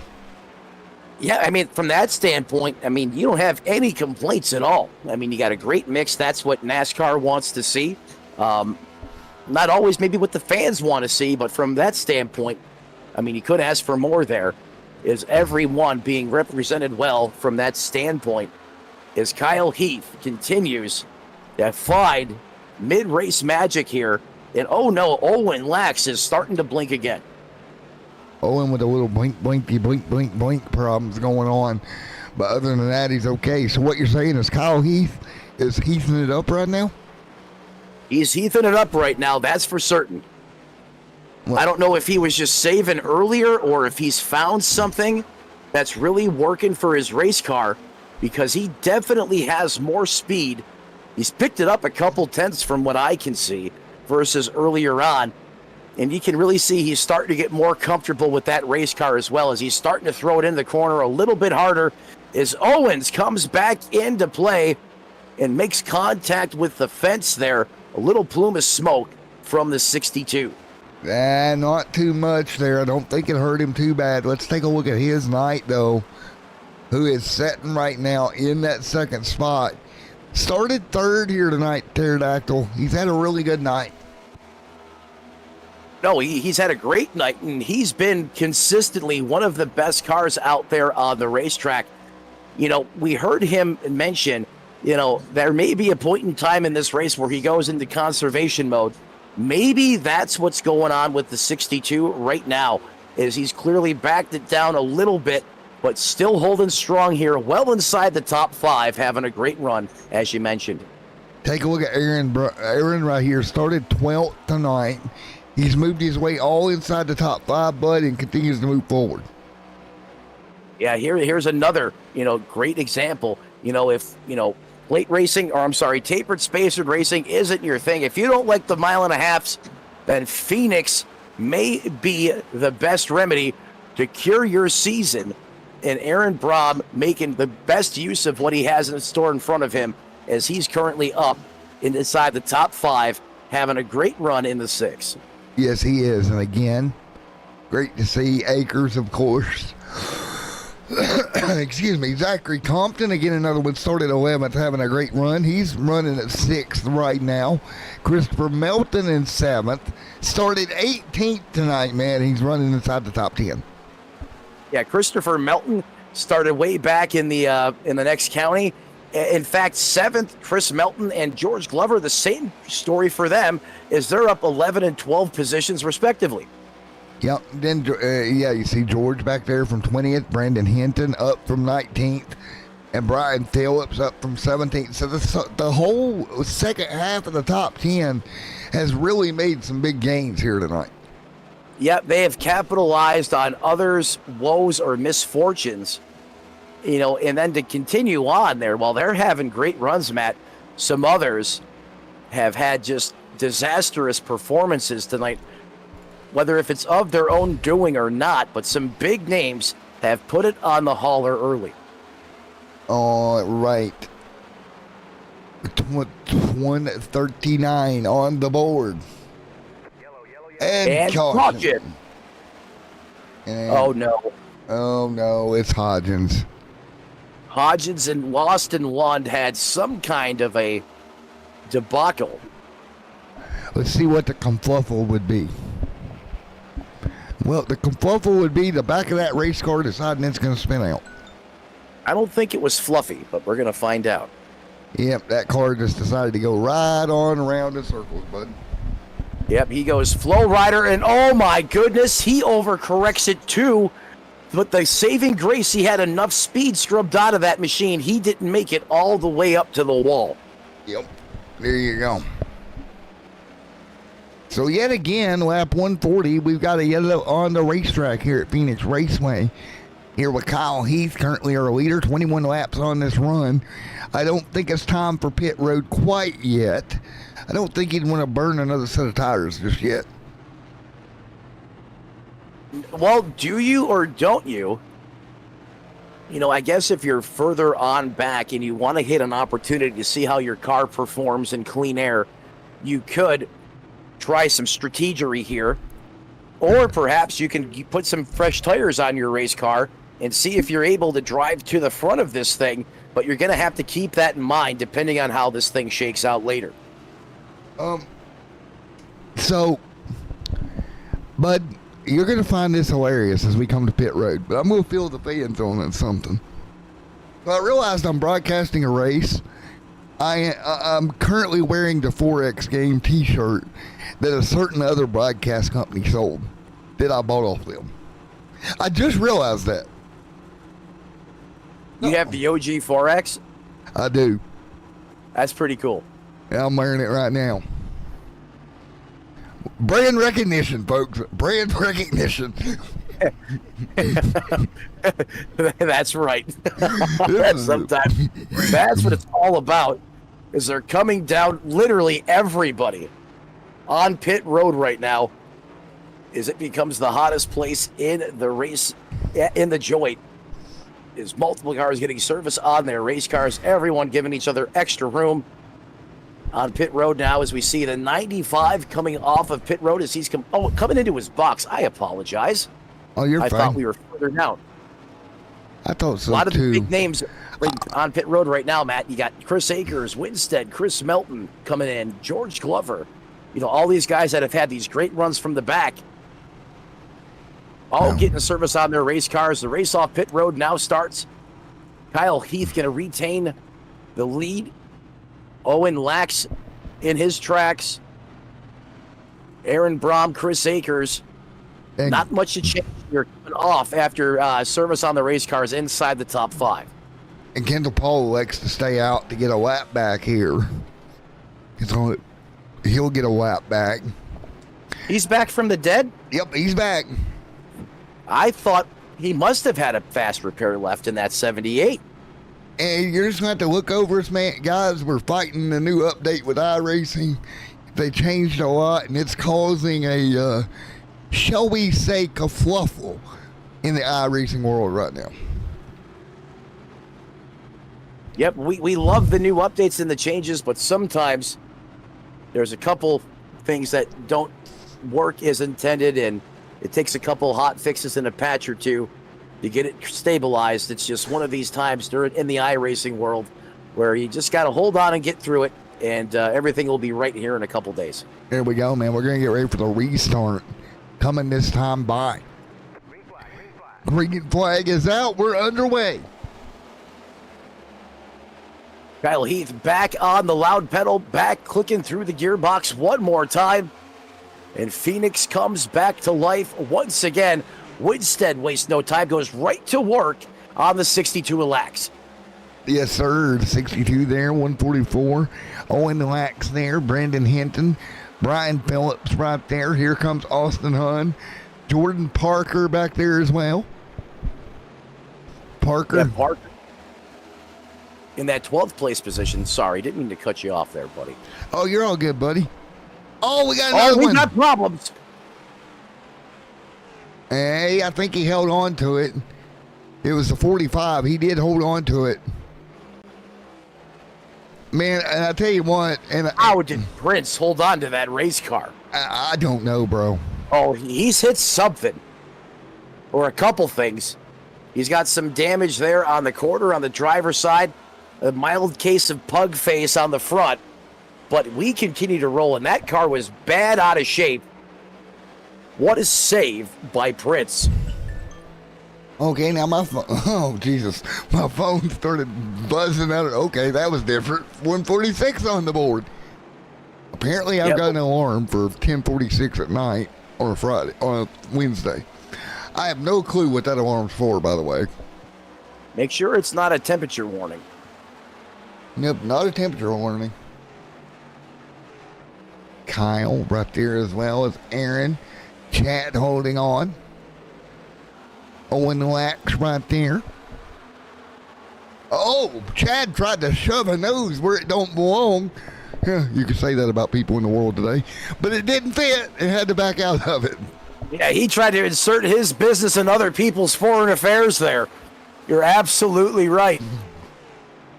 Kyle out front. Trying to hang on.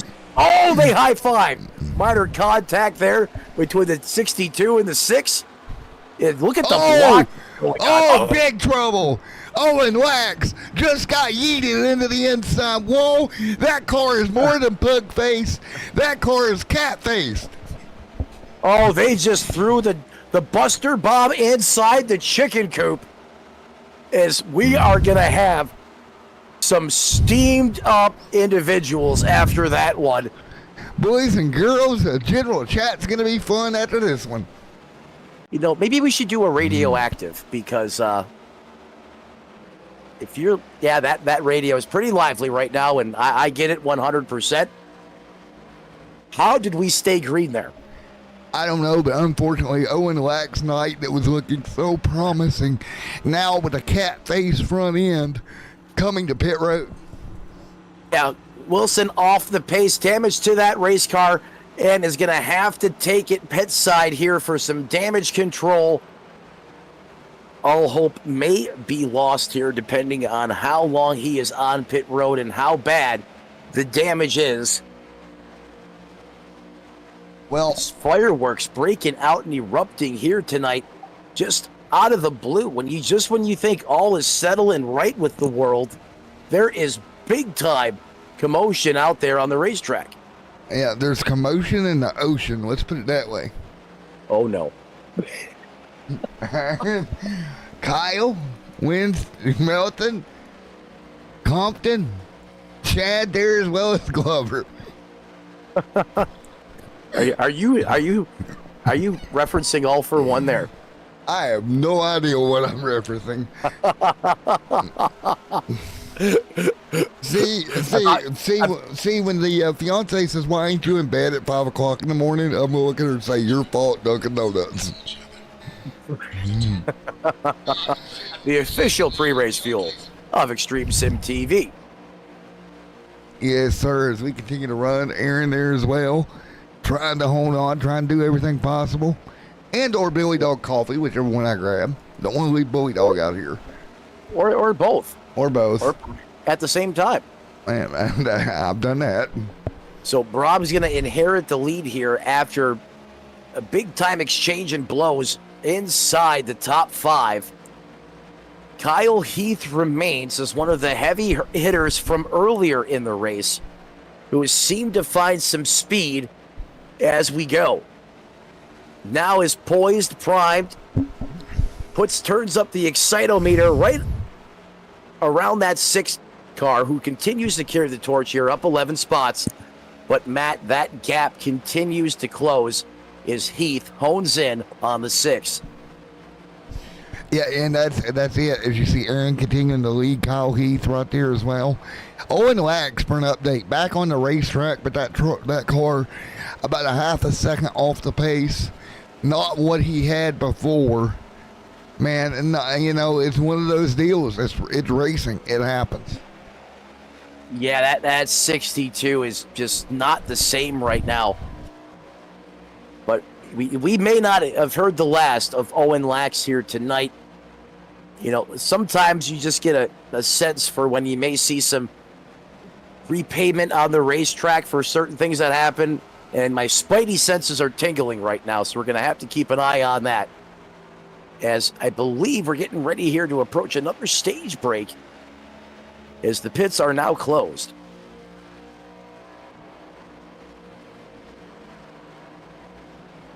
Working lap 157 of our scheduled 234 lap event tonight here on Extreme Sim TV. You're watching the AMA Cup Series live from Phoenix.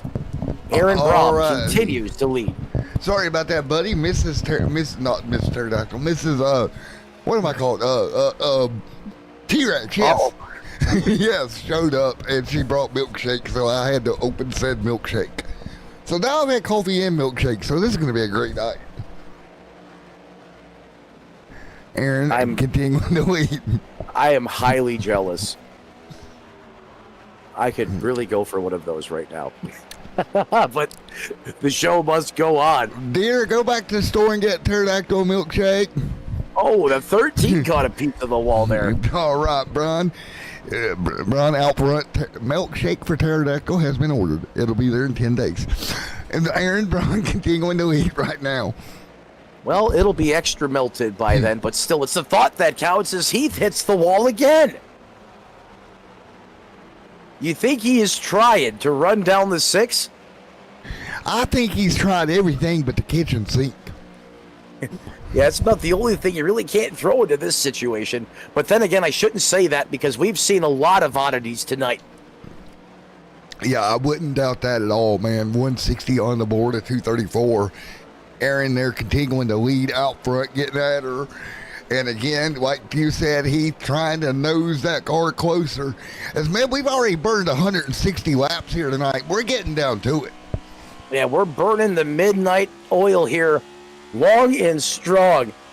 But those laps now starting to count down as 234 laps, again, the distance. So we're more than halfway. Yeah, we're well beyond that now. And again, strategy going to start to come into play. Keep in mind, these guys can go roughly 80 laps on a tank. There's 74 to go right now. They last pitted up to 20 laps ago, so theoretically, next caution should be your final stop if we get one. If not, we'll hit pit road with, say, 20 laps to go in this race. Or do you do the rain dance and hope for more caution flags and stay out and try to roll the dice here? I think you do. I think you run it until there's not a drop of fuel in the fuel cell of that race car. Yeah, that's what I'm thinking. We could see one of these drivers try and pull off that just haven't had the ability to get up there and get the leader, run inside the top 2, top 3. However, Compton now has that 81 in a podium position in third for the first time tonight. He's about 3.5 seconds back from this battle up here at the front, but nonetheless, Compton has made it to the front. Compton did it into the top 3. Aaron up front. Here's Kyle. Okay, I can't use that. We got to wait on Dunwoody tomorrow night. Then we can say Dunwoody done it. But Kyle right now, right behind Aaron, putting the pressure of Thor to the back bumper of Aaron Braun. Can't do it, though. Not enough. I get it. Your broadcaster's no longer allowed to play Assassin's Creed Valhalla. It's rubbed off way too much. 166 on the board. I love the Thor's hammer reference. Hopefully he doesn't swing and make contact. Hopefully they don't send Aaron Braun to Valhalla. That would be bad. That would be bad. So hopefully Thor does not swing the hammer and we don't have to deal with Valhalla and all is well in the world. But as of right now, Kyle Heath is to the back bumper. Yeah, Heath is there and he is trying to put Braum in the sweater. Are we trying to say that Kyle Heath's trying to raid the top spot here tonight? Oh, he's trying to brute force the top spot, literally, as he is toying with that back of that Dark Horse Ford Mustang. Really what he's trying to do here is get the 6 to mirror drive, misjudge the entry, slip, make a mistake. And that's by just applying tremendous pressure as he almost does a little bit of the Indy snake here at Phoenix. He's going to open the door. He's going to say, you're faster. I want to live and survive another day. Heath back to the lead. There we go. Aaron's like, yeah, I'll let you go for now. You know, nothing wrong with doing that, Matt. No. If you know someone's better than you and, you know, you got to survive and be alive at the end, you know, that's a great heads-up move there by the 6 of Braum. And folks in chat, I appreciate all the support. If you like the crazy comments and the crazy references, give a shout out to AMA, guys. Because really the admin staff here is the ones that put up with it and let me come out here and just let loose and have a wonderful time and more or less be me. Because I'm not putting on a show. Ask the fiance. It's worse in person, trust me. But at the moment, Kyle Heath continuing to lead as we work our way through here. Yeah, Heath is back carrying the torch once again here. It took him a while. He had to fight hard for it and really get up on the wheel here. Was able to get around the 6. Now he has the clean air advantage. Ford back to the point in Phoenix. Now working lap 170. 30 laps from lap 200. Do we continue to go green here, Matt, or does that caution flag start to show its ugly face again? I think we're going to go green for a while, my man. That's how it's feeling. It's got the look in the, you know, in the flavor right now of it, you know, going green here for a little bit, which is something these drivers haven't seen really over the course of these 171 laps. So let's see if that's going to cycle some newcomers to the front. Should some of these drivers that have been dominant have issues here? We're about to find out. You know, if you guys are wondering where some of your favorites are, Jordan Parker currently runs in that 8th place position. Brian Phillips inside the top 10 and 9th. And Owen Lax in that 62, one of the dominant cars from earlier, who is involved in some controversial activities on the racetrack. Matt now in 10th. Yes, sir. Now, let's focus on Jordan for a second, because I actually got a point to make on Jordan. Over the weekend, he elected to pull out of the truck series really full time to focus his efforts on the Cup series. And with this run tonight, man, I'm wondering if that's the right call. I mean, sometimes you can easily stretch yourself too thin, especially when you're running, you know, a full, an endurance style, cup race, an Xfinity series, and a truck. All these cars drive different. They don't drive the same. And, I'm the same way. If I expect to go out and be competitive, in a series or a particular league, I tend to have to focus on that particular race car and the way that you get the job done. I can't sit there and mix it up as much as I'd like to, because I'm not as good as I possibly can be when all the time I'm putting in is in one particular car in one configuration. There you go. So what you're saying, showing up to a dirt race last minute that you didn't know about being dirt was probably not a good idea. You know what? I had no idea it was Bristol Dirt. So, I promised Tyler, who is the league owner of NASCAR, that I would do everything I could to make a race. I had the opportunity. I slide in, and lo and behold, Bristol Dirt, and my jaw hits the floor. Zero dirt experience here. Never turned a lap on dirt, ever.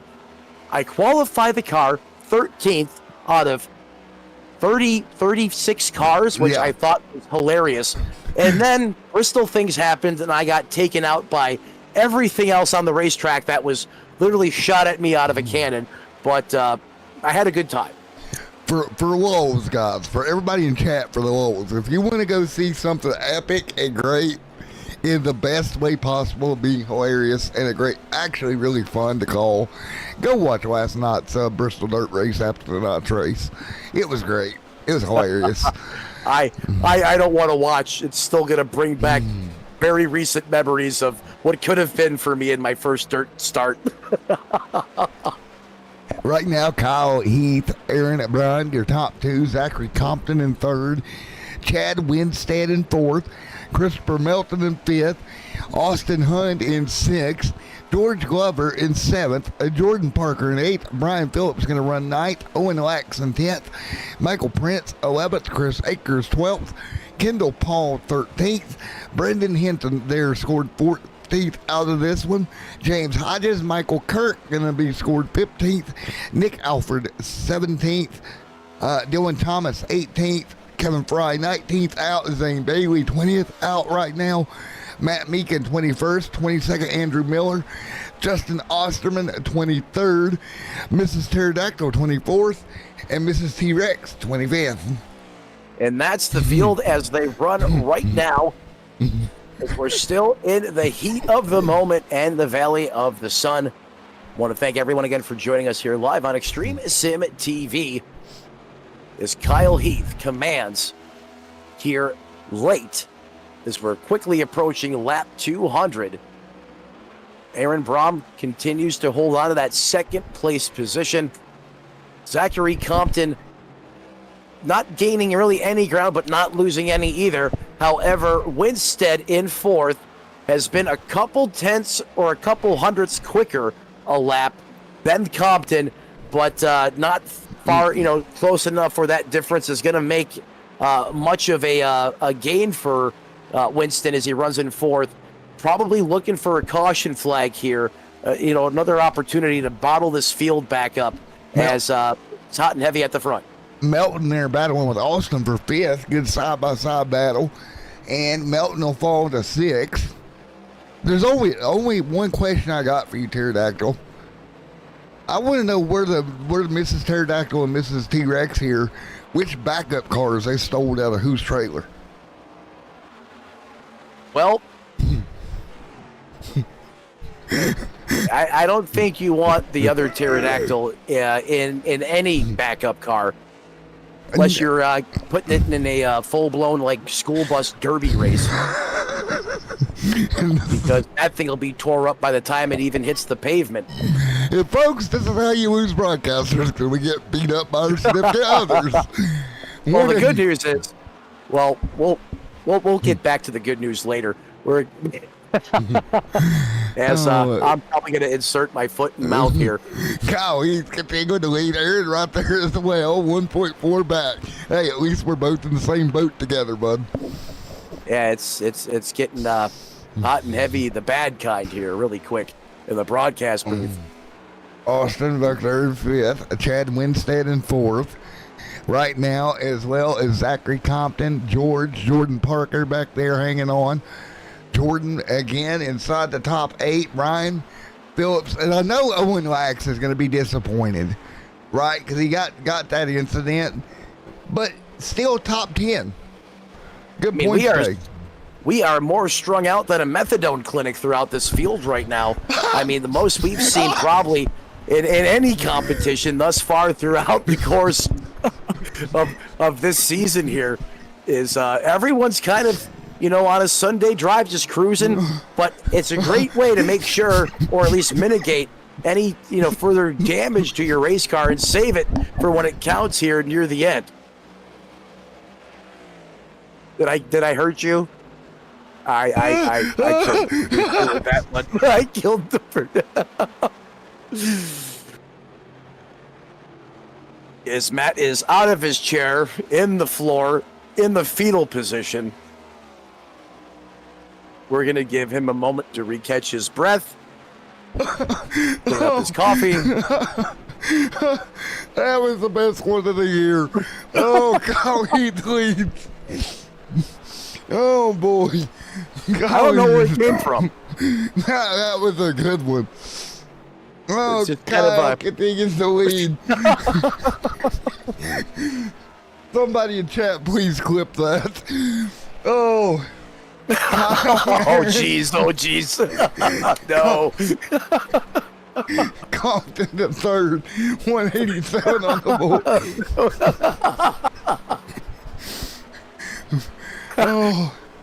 Oh. Kyle Heath continuing to lead right now, pulling away 2 seconds the gap. Hey, you got to do something to try and, keep it lively. And I guess, hey, sometimes it's a swing and a miss, and other times it's a home run. So now that I've had a chance to think about it, I'm glad it went over well. Someone please clip that. Jordan Parker there continues to run in that 8th place position. But now he's starting to get some challenge. No, I take that back. That's going to be the 45, Michael Prince, who is, I'm going to say, a lap down in that 11th place position. So I'm competing or contesting Parker for that 8th place position. Everyone continues to play nice inside the top 10. Plenty of space and real estate here. Closest battle, if there really was one going to start to form, I think it would be for that 4th place position. Chad Winstead currently owns it. Austin Lund, a couple seconds back, wants it. Yeah, and 2 or 3 seconds the gap. Christopher Melton, George Glover, Jordan Parker. Whoa! I am sorry to cut you off there, but Owens just went dirt track mode. He drifted the entire top side of the racetrack in the 62.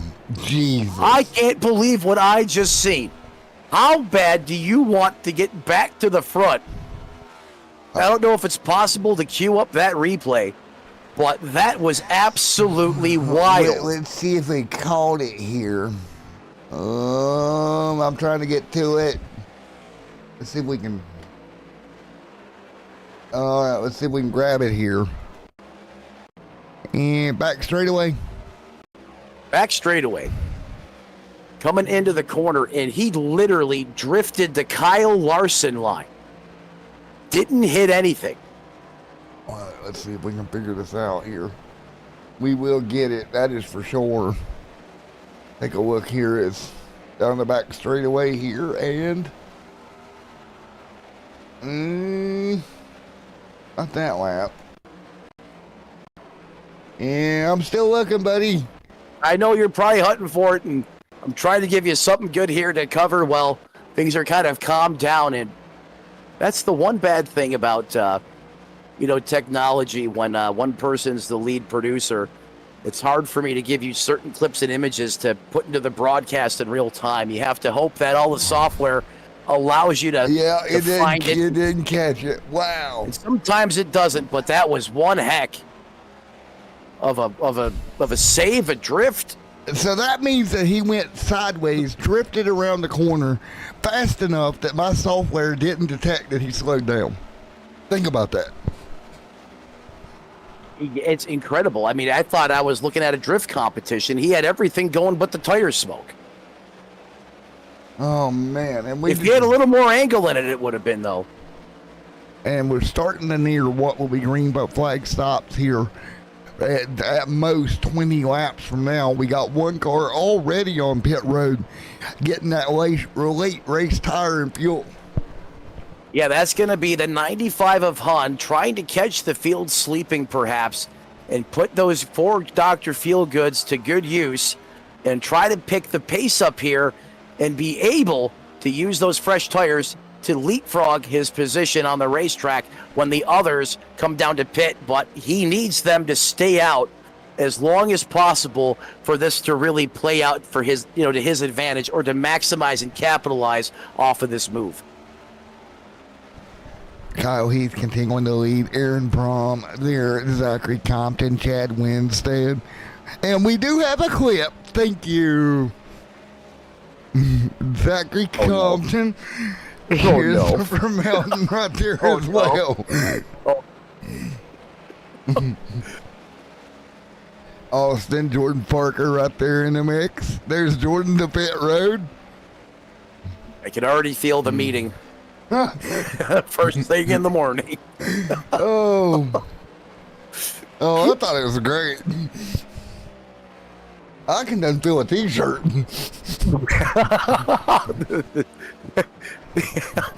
Well, I'm lucky it was a success so far. 199 on the board. This time by Kyle continuing to lead. Kyle Heath continues to lead, like Matt was saying. Once again, he's the Iron Man here in Phoenix, as he has been untouchable since the 62 of Owen Lax. Well, for better words, got yeeted out there on the racetrack. And that Camaro, while it is not its former self, I can tell you, as I click back to him every once in a while, he has not given up. He is driving as hard as he can, but just cannot seem to advance out of that 10th place position, which he currently owns right now, as he's going by the 54, being piloted by Mike Kirk, who is multiple laps down in that 15th place position. Excuse me. 15th right now, Michael Kirk trying. He had trouble early tonight, too, and he ain't really caught up at all. Yeah, it's just sometimes it's just not your night. Yeah. And, it's unfortunate, but as a race car or as a sim race car driver, you have to learn to accept it sometimes. Right. You okay there, buddy? Too much banana.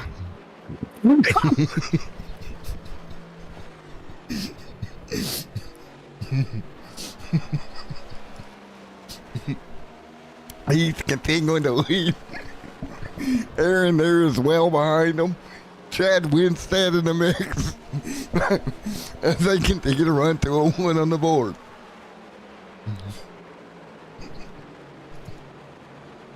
Compton. For the record, it's a milkshake, banana milkshake, to clarify.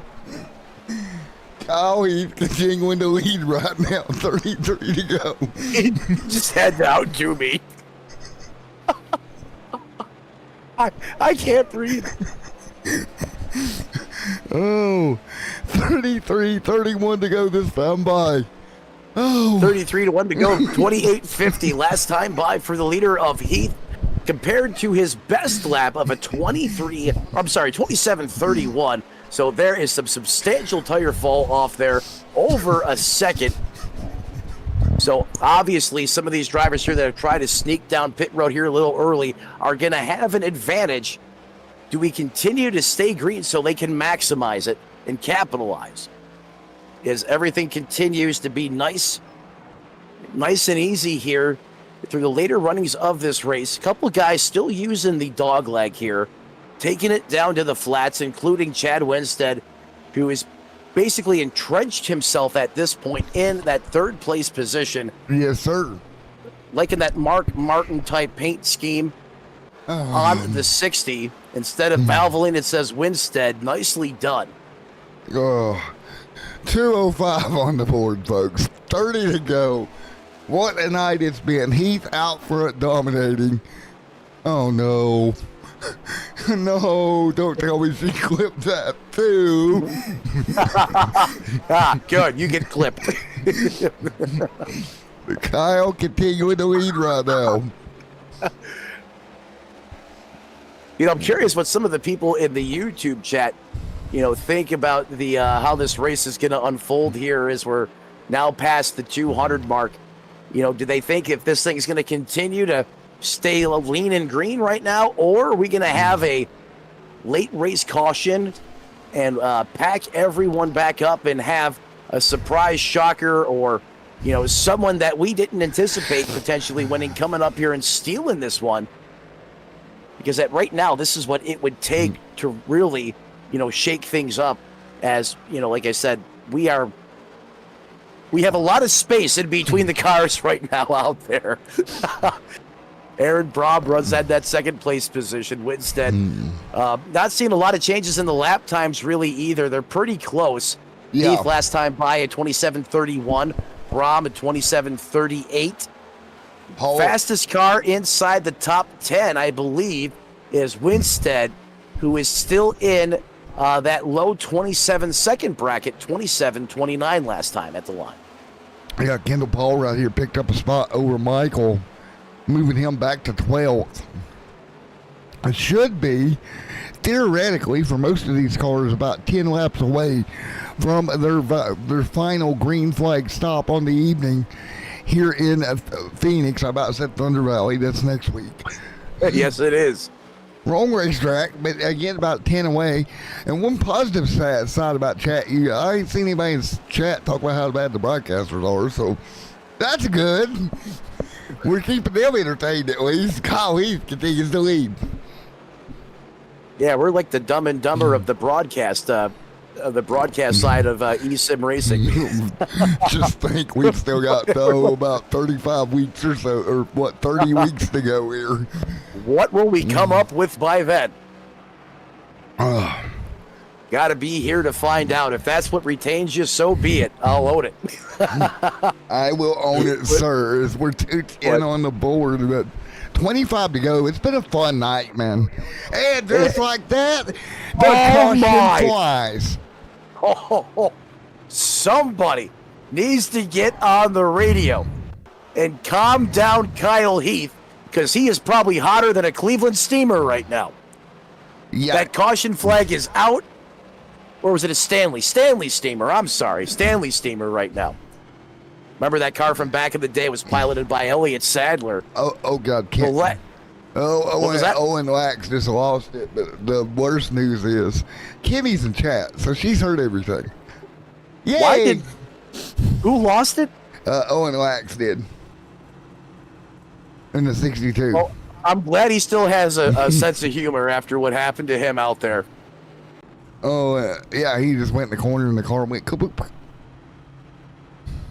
Yeah, I'd love to talk to him about what happened to him out there on the racetrack, or some of these guys where their cars just went evil.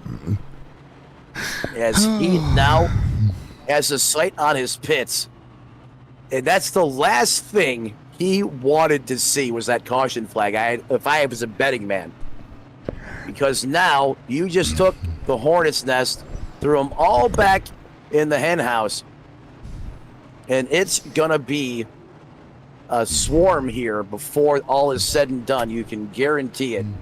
It's gonna pick back up. It's gonna be hot and heavy once again to close this race out. Will Heath reign supreme? Can he defend everyone off, or will someone like Bad Chad Winston, Austin Hund, or perhaps Compton or Glover have something to say before that checkered flag flies? So, as I got a question. Yes, sir. As a self-respected hillbilly over here, okay, why would the Hornets be in the house? I was trying to be like you.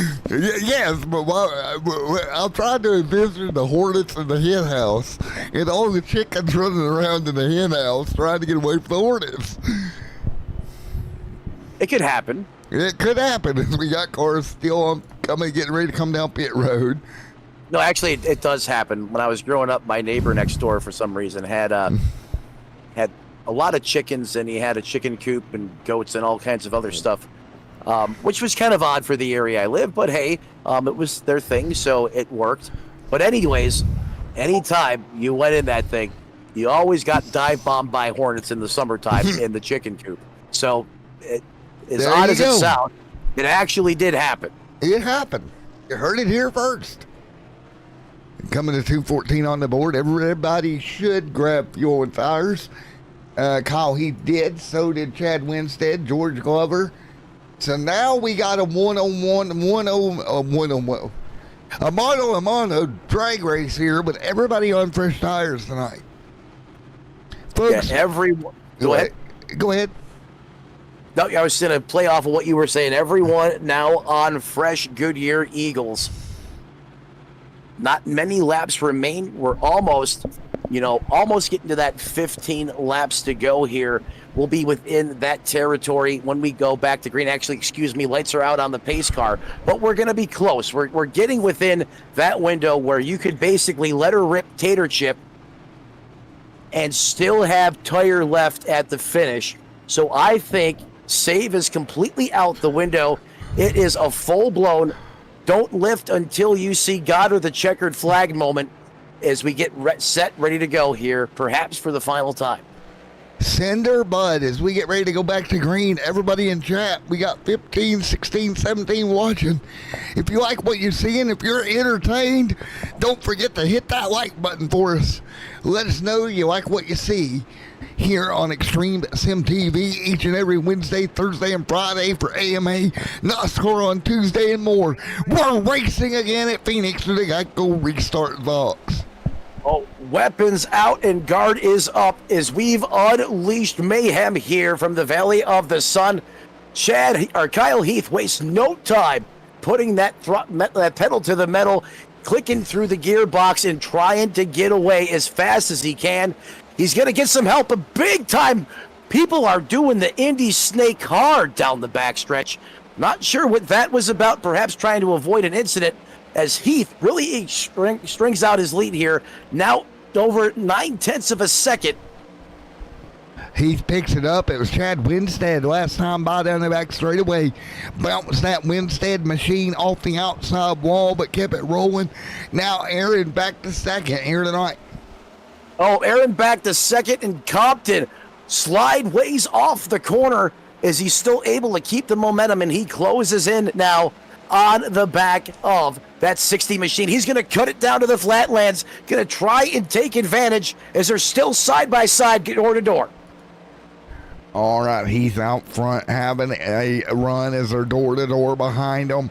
That's going to help Heath get away. Heath gets away now to 7/10 of a second. Actually starting to go the other way, so Brahm is reeling him back in the 6. Winstead continues to run third. No change inside the top 3. And I'll tell you what, Matt, the 26 of George Glover in that Starbucks machine has gone all or nothing.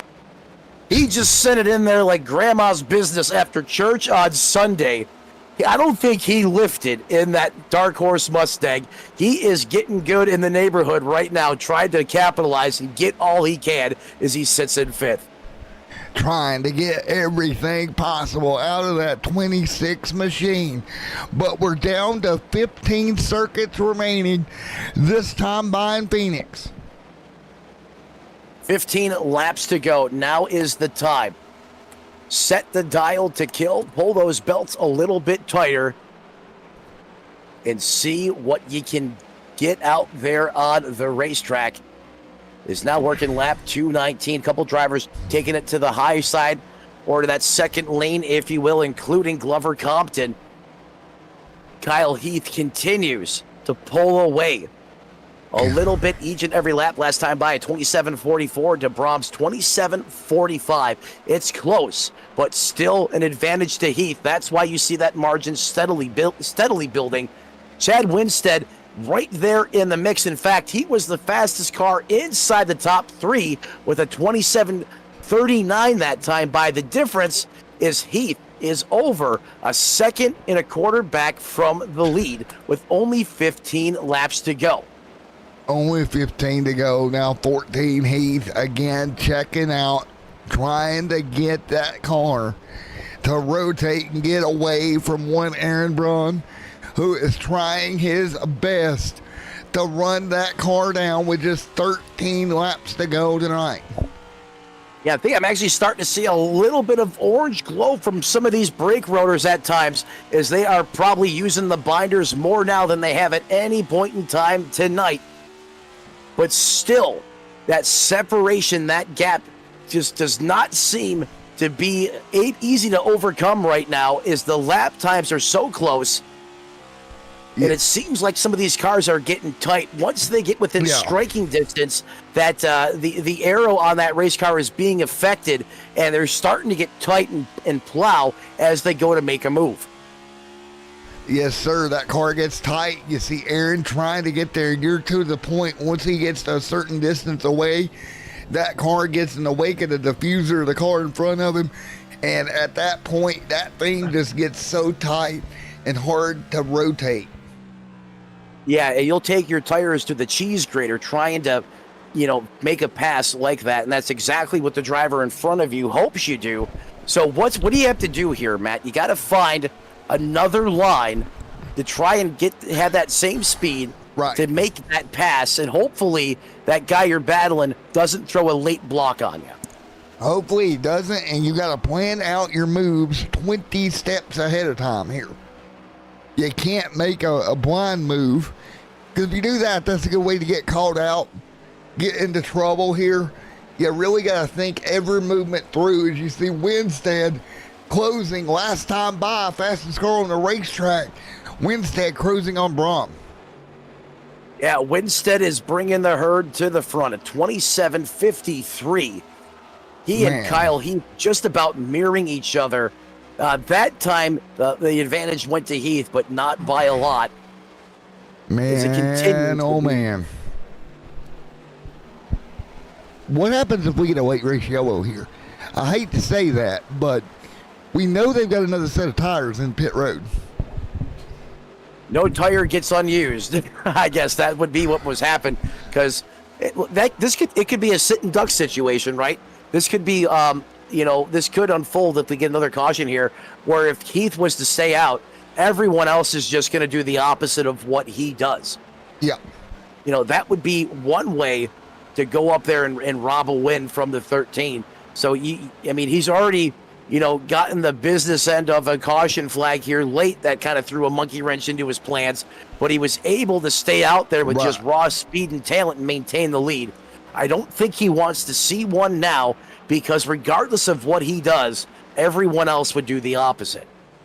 Yeah, it doesn't matter what you try to do here. Do what they don't scenario is going to come into play here if we get a late race yellow with 6 to go this time. You could try to see if they're going to fake you out, but you don't have enough distance getting onto pit road where you could safely or legally get back down to pit lane, so you don't want to get yourself a penalty. Kyle Heath is so good right now, he might just be able to stay out and and fend for his life and hold on. But to talk about it just a little bit more, the last thing they want to see in the 13 camp is a yellow. Braum is doing everything he can right now. He's getting loose off the corners. You can see him gnawing at the wheel in there, his racing gloves, through the front windshield of the race car. He is up on it, trying to get every ounce of performance out of the 6. Just has not had enough to get there, as he's still almost a second back. Chad Winstead continues to be the man on the move, but I don't think he has enough time. He may get Braum before all is said and done. He may get the Braum here, but I don't think he's going to get the Heath. He's still checking out with 4 to go. Yeah, 4 laps to go, looking for popsicle sticks in the air in just 2 laps here from the Valley of the Sun. Lap traffic here could be a little bit of a factor. As you see Braum go to the inside the 45, does the gentleman's thing there and moves up the racetrack. That is not going to affect the battle there for that second place position between Winstead and Brom. Not going to matter at all as we come to 3 laps to go. Aaron Brom trying, but Kyle Heath stretching the horsey's legs down the back straightaway yet again. Coming to see the pop stick. Oh, we got a big problem. Oh my word. Are you kidding me?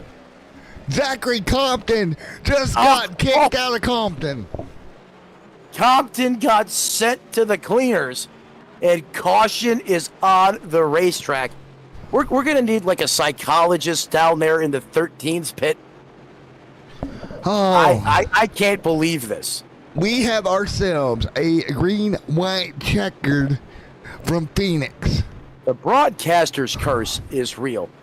Heath is going to come down pit road, and he's going to draw, I think, just the top 3 with them.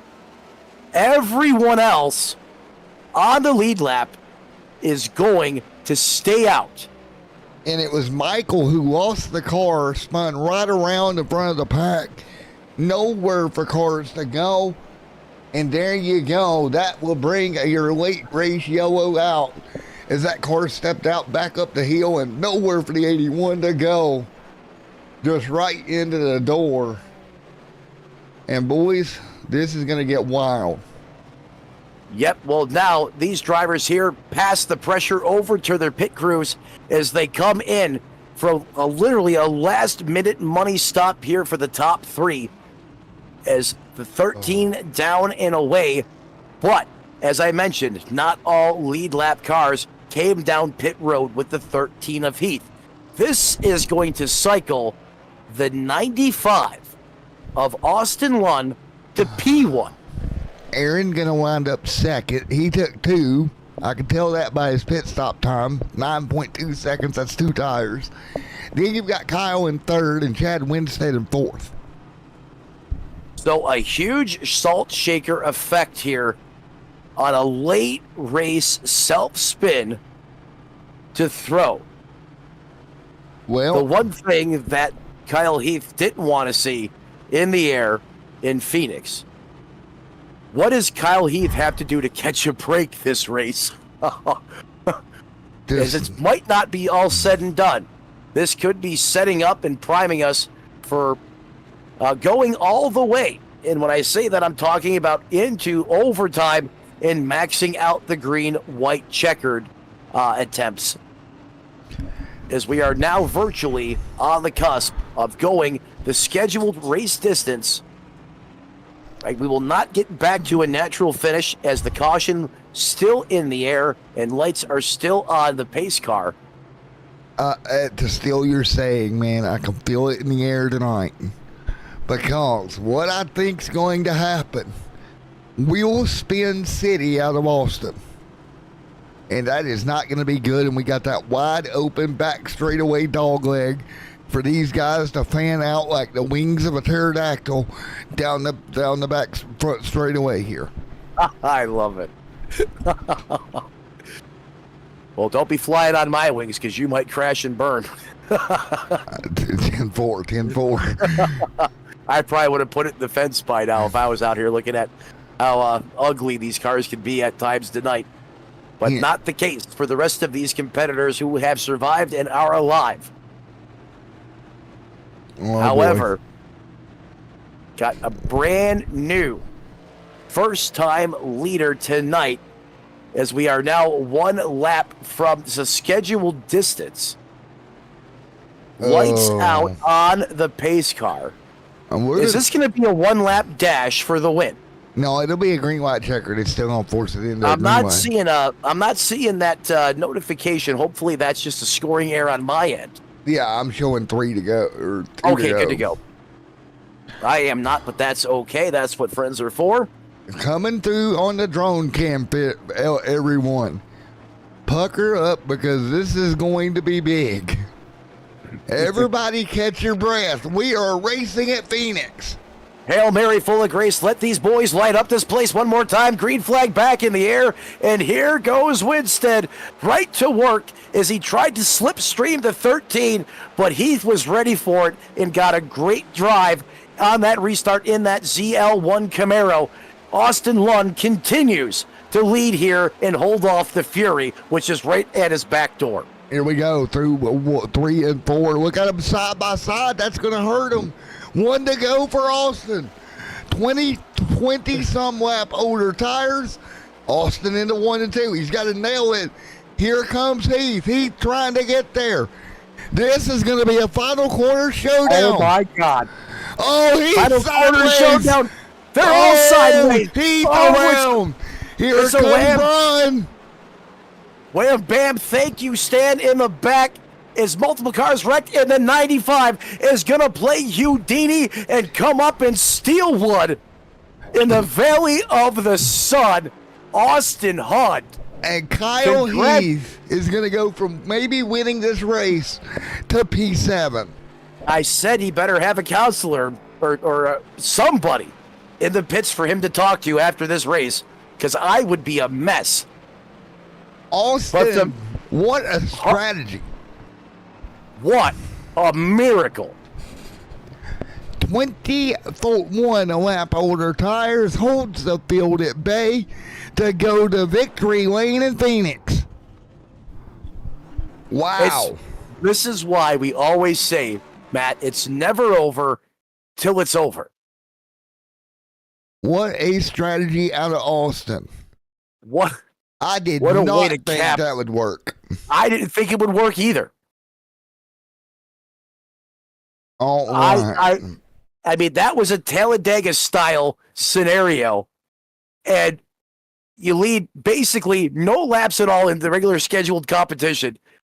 You get the chance of a lifetime here to make a statement and go big. And Austin Hunt lays it out there on the line and is able to hold off the fastest cars all race and just rob them blindside in the middle of the night like their back door was left wide open. Absolutely Oh, wow. genius. Holy Absolutely moly. genius. I cannot believe that worked. I'm When there's a will, speechless. there's a way. I wouldn't. I don't know how he did that. I don't. Theoretically, it shouldn't have, but it did. Let's talk to him. Austin, how about that, buddy? That's a way to bring it to an end there after that Wow. bad start there. 21 lap older tires than everybody else in the field, and you held them at bay. Yep, I really think it comes down to the fact that on them cold tires, you can't get the car to turn. And I had some heat in mine so I could turn it through the corners. Well, man, that worked. Yeah, if it would have been 4 or 5 laps to the finish there, I probably wouldn't have held it off. But the fact I could still turn the car and get it to go, I think is what prevailed there. He hit the nail on the head, Matt. That's exactly it. That's probably what did it. This is the other Matt in the booth, Austin, but I got to talk to you about that strategy call there. So it looks like, the 13 Heath has this race won. Caution flag comes out. You have a decision to make. Did you just kind of put your gut instinct, just stay out? Or were you already thinking of a scenario where if there's a caution late, it's going to take some time for these tires to heat cycle or build some heat. I could potentially stay out here and outperform them until their tires come in. No, to be completely honest with you, I pit there in that last long green flag run there, not even paying attention if we could make it on fuel or not. And that's what everybody else was trying to do, is make it to the end on fuel. So I didn't have any more tires on that last caution, so I just stayed out. I absolutely love it, man. What a great... Go ahead. Like I said, I pitted that long run, and then shortly after that, I was about to get my lap back and the caution come out. So got my lucky dog, went around, got tires, so I'd be on the same set of tires as everybody else, and then didn't have none for that last caution. So I'll tell you what, when things are going your way, they are going your way. Had nothing left in the pits, no Goodyear Eagles, so he left it all out on the line and said, I'm going to put this in my hands, and I'm not going to lift until the checkered flag flies. And he goes out there and robs the field blind with an amazing overtime win. That's the driver of the 95 of Austin Hunt. Buddy, before we cut you loose, who do you want to thank who helps you get it down on Team 95? I'm really just a family for letting me sit down and do it. So giving me the time to do something we all enjoy. Absolutely, and well said. And I know you'll probably have a smile on your face for from this win. Hopefully that'll give you some more momentum moving forward in the young season. He's your winner once again from Phoenix. Matt, back to you, bud. There we go, man. And Austin, great job. Congratulations. And we will talk. I can't believe it. Let's talk to Aaron. Holy moly. Aaron, Matt in the booth, you got a copy? Yes, sir, I do. How's it going? I'm doing all right. Will you and your crew chief Derek down there work together tonight? And you're going to wind up taking 2 tires at the very end and coming home second. Yeah, I mean, we knew didn't have a lot for the leader. Wanted to be in front of him for that final restart. Just jumping it's hard on the outside lane to stay with the leader when he goes early. And I would have liked to have done what the winner did, but just with 2 tires and just kind of have everyone battle each other and get squirrely. And yeah, that was a super fun race. Kyle Heath was super fast. I thought he was just going to drive it away. And when there was a wreck there with a couple to go, I got excited, but I also was like, oh, there's a decision to make here that I'd really rather not have to make. But yeah, it took 2 tires, wanted to get in front. And then once we saw somebody stayed out, we're like, oh, no. But yeah, everything worked out. We'll definitely take a P2. Everyone back at wearefenu.com loving it. And thanks to all they do. And yeah. All right, Pterodactyl, what you got for him, buddy? Yeah, I think he answered all the questions I had for him right there. What a great interview and well-spoken there by Aaron Braub. Let me ask you another question. I mean, you started further back in this pack, up 10 positions from where you started. What was the chaos like out there on the racetrack early? And did you have any of those experiences with the handling on your race car where it would suddenly snap loose and just get evil on you? Oh, no doubt. We were battling an interesting handling race car. We didn't have that many laps logged in this week. Just kind of took the fundamentals of what I knew Phoenix to be and just did my laps in qualifying and set a better time than I thought based on practice. And I just figured out what the race pace was. Me and Derek talked a lot about what lap times people were running. And we just didn't want to drive our stuff off too early. We know with this tire, if you drive it too hard from the first handful of laps, it's going to be a handful, but it's also hard to not drive it early and get run over from behind. So it's kind of balancing that. But yeah, there was moments, even on braking, I'm not sure, maybe my brake bias or cylinder stuff was too aggressive, but going into certain corners, I was driving on ice. I almost wrecked a couple guys, but I was able to wheel it back into place. And yeah, it was definitely fun. It was just a good time. Slick racetrack, good racing, good racecraft. I loved it. Yeah, thanks for the feedback there, Aaron. And that's what Matt and I were trying to dissect from time to time. As there was a couple of cars in this racetrack that just looked like everything was perfectly well with the world, and they just blindside duck hooked right into the fence and game over. So thanks for the feedback there on the tire situation and the handling on the race car. But like you said, just relied on your gut instinct. Use that veteran knowledge and mindset, and we're able to come home with a great finish here in Phoenix, just a little bit short, but certainly exciting to watch. Who do you want to thank on the 6? Who helps you get it done before we cut you loose there, sir? Well, I just want to thank wearefenu.com. They did an awesome job sponsoring me and getting me into these events and being competitive. They hooked me up with some really cool stuff to make my sim racing career a lot easier. So I just want to thank everyone back there. And I want to thank Derek, my spotter, and crew chief. He kept me informed and he kept me up to date on the lines and lap times and stuff all night long. And I want to thank you guys for putting on such a great event every week. I'm stoked to be in the series, and hopefully I can be in the championship 4 and, bring home a chip. Well, we certainly appreciate that, and we appreciate being here and having the privilege to watch you guys put on such great performances each and every Wednesday night. Ladies and gentlemen, that is the driver of the 6. Did not quit, got up on the wheel, and drove his tail off all night long tonight to a second place position. That is Aaron Baum. Matt, back to you. All righty, there we go. We'll let him go up there in the waiting room, and we'll grab Brian down here.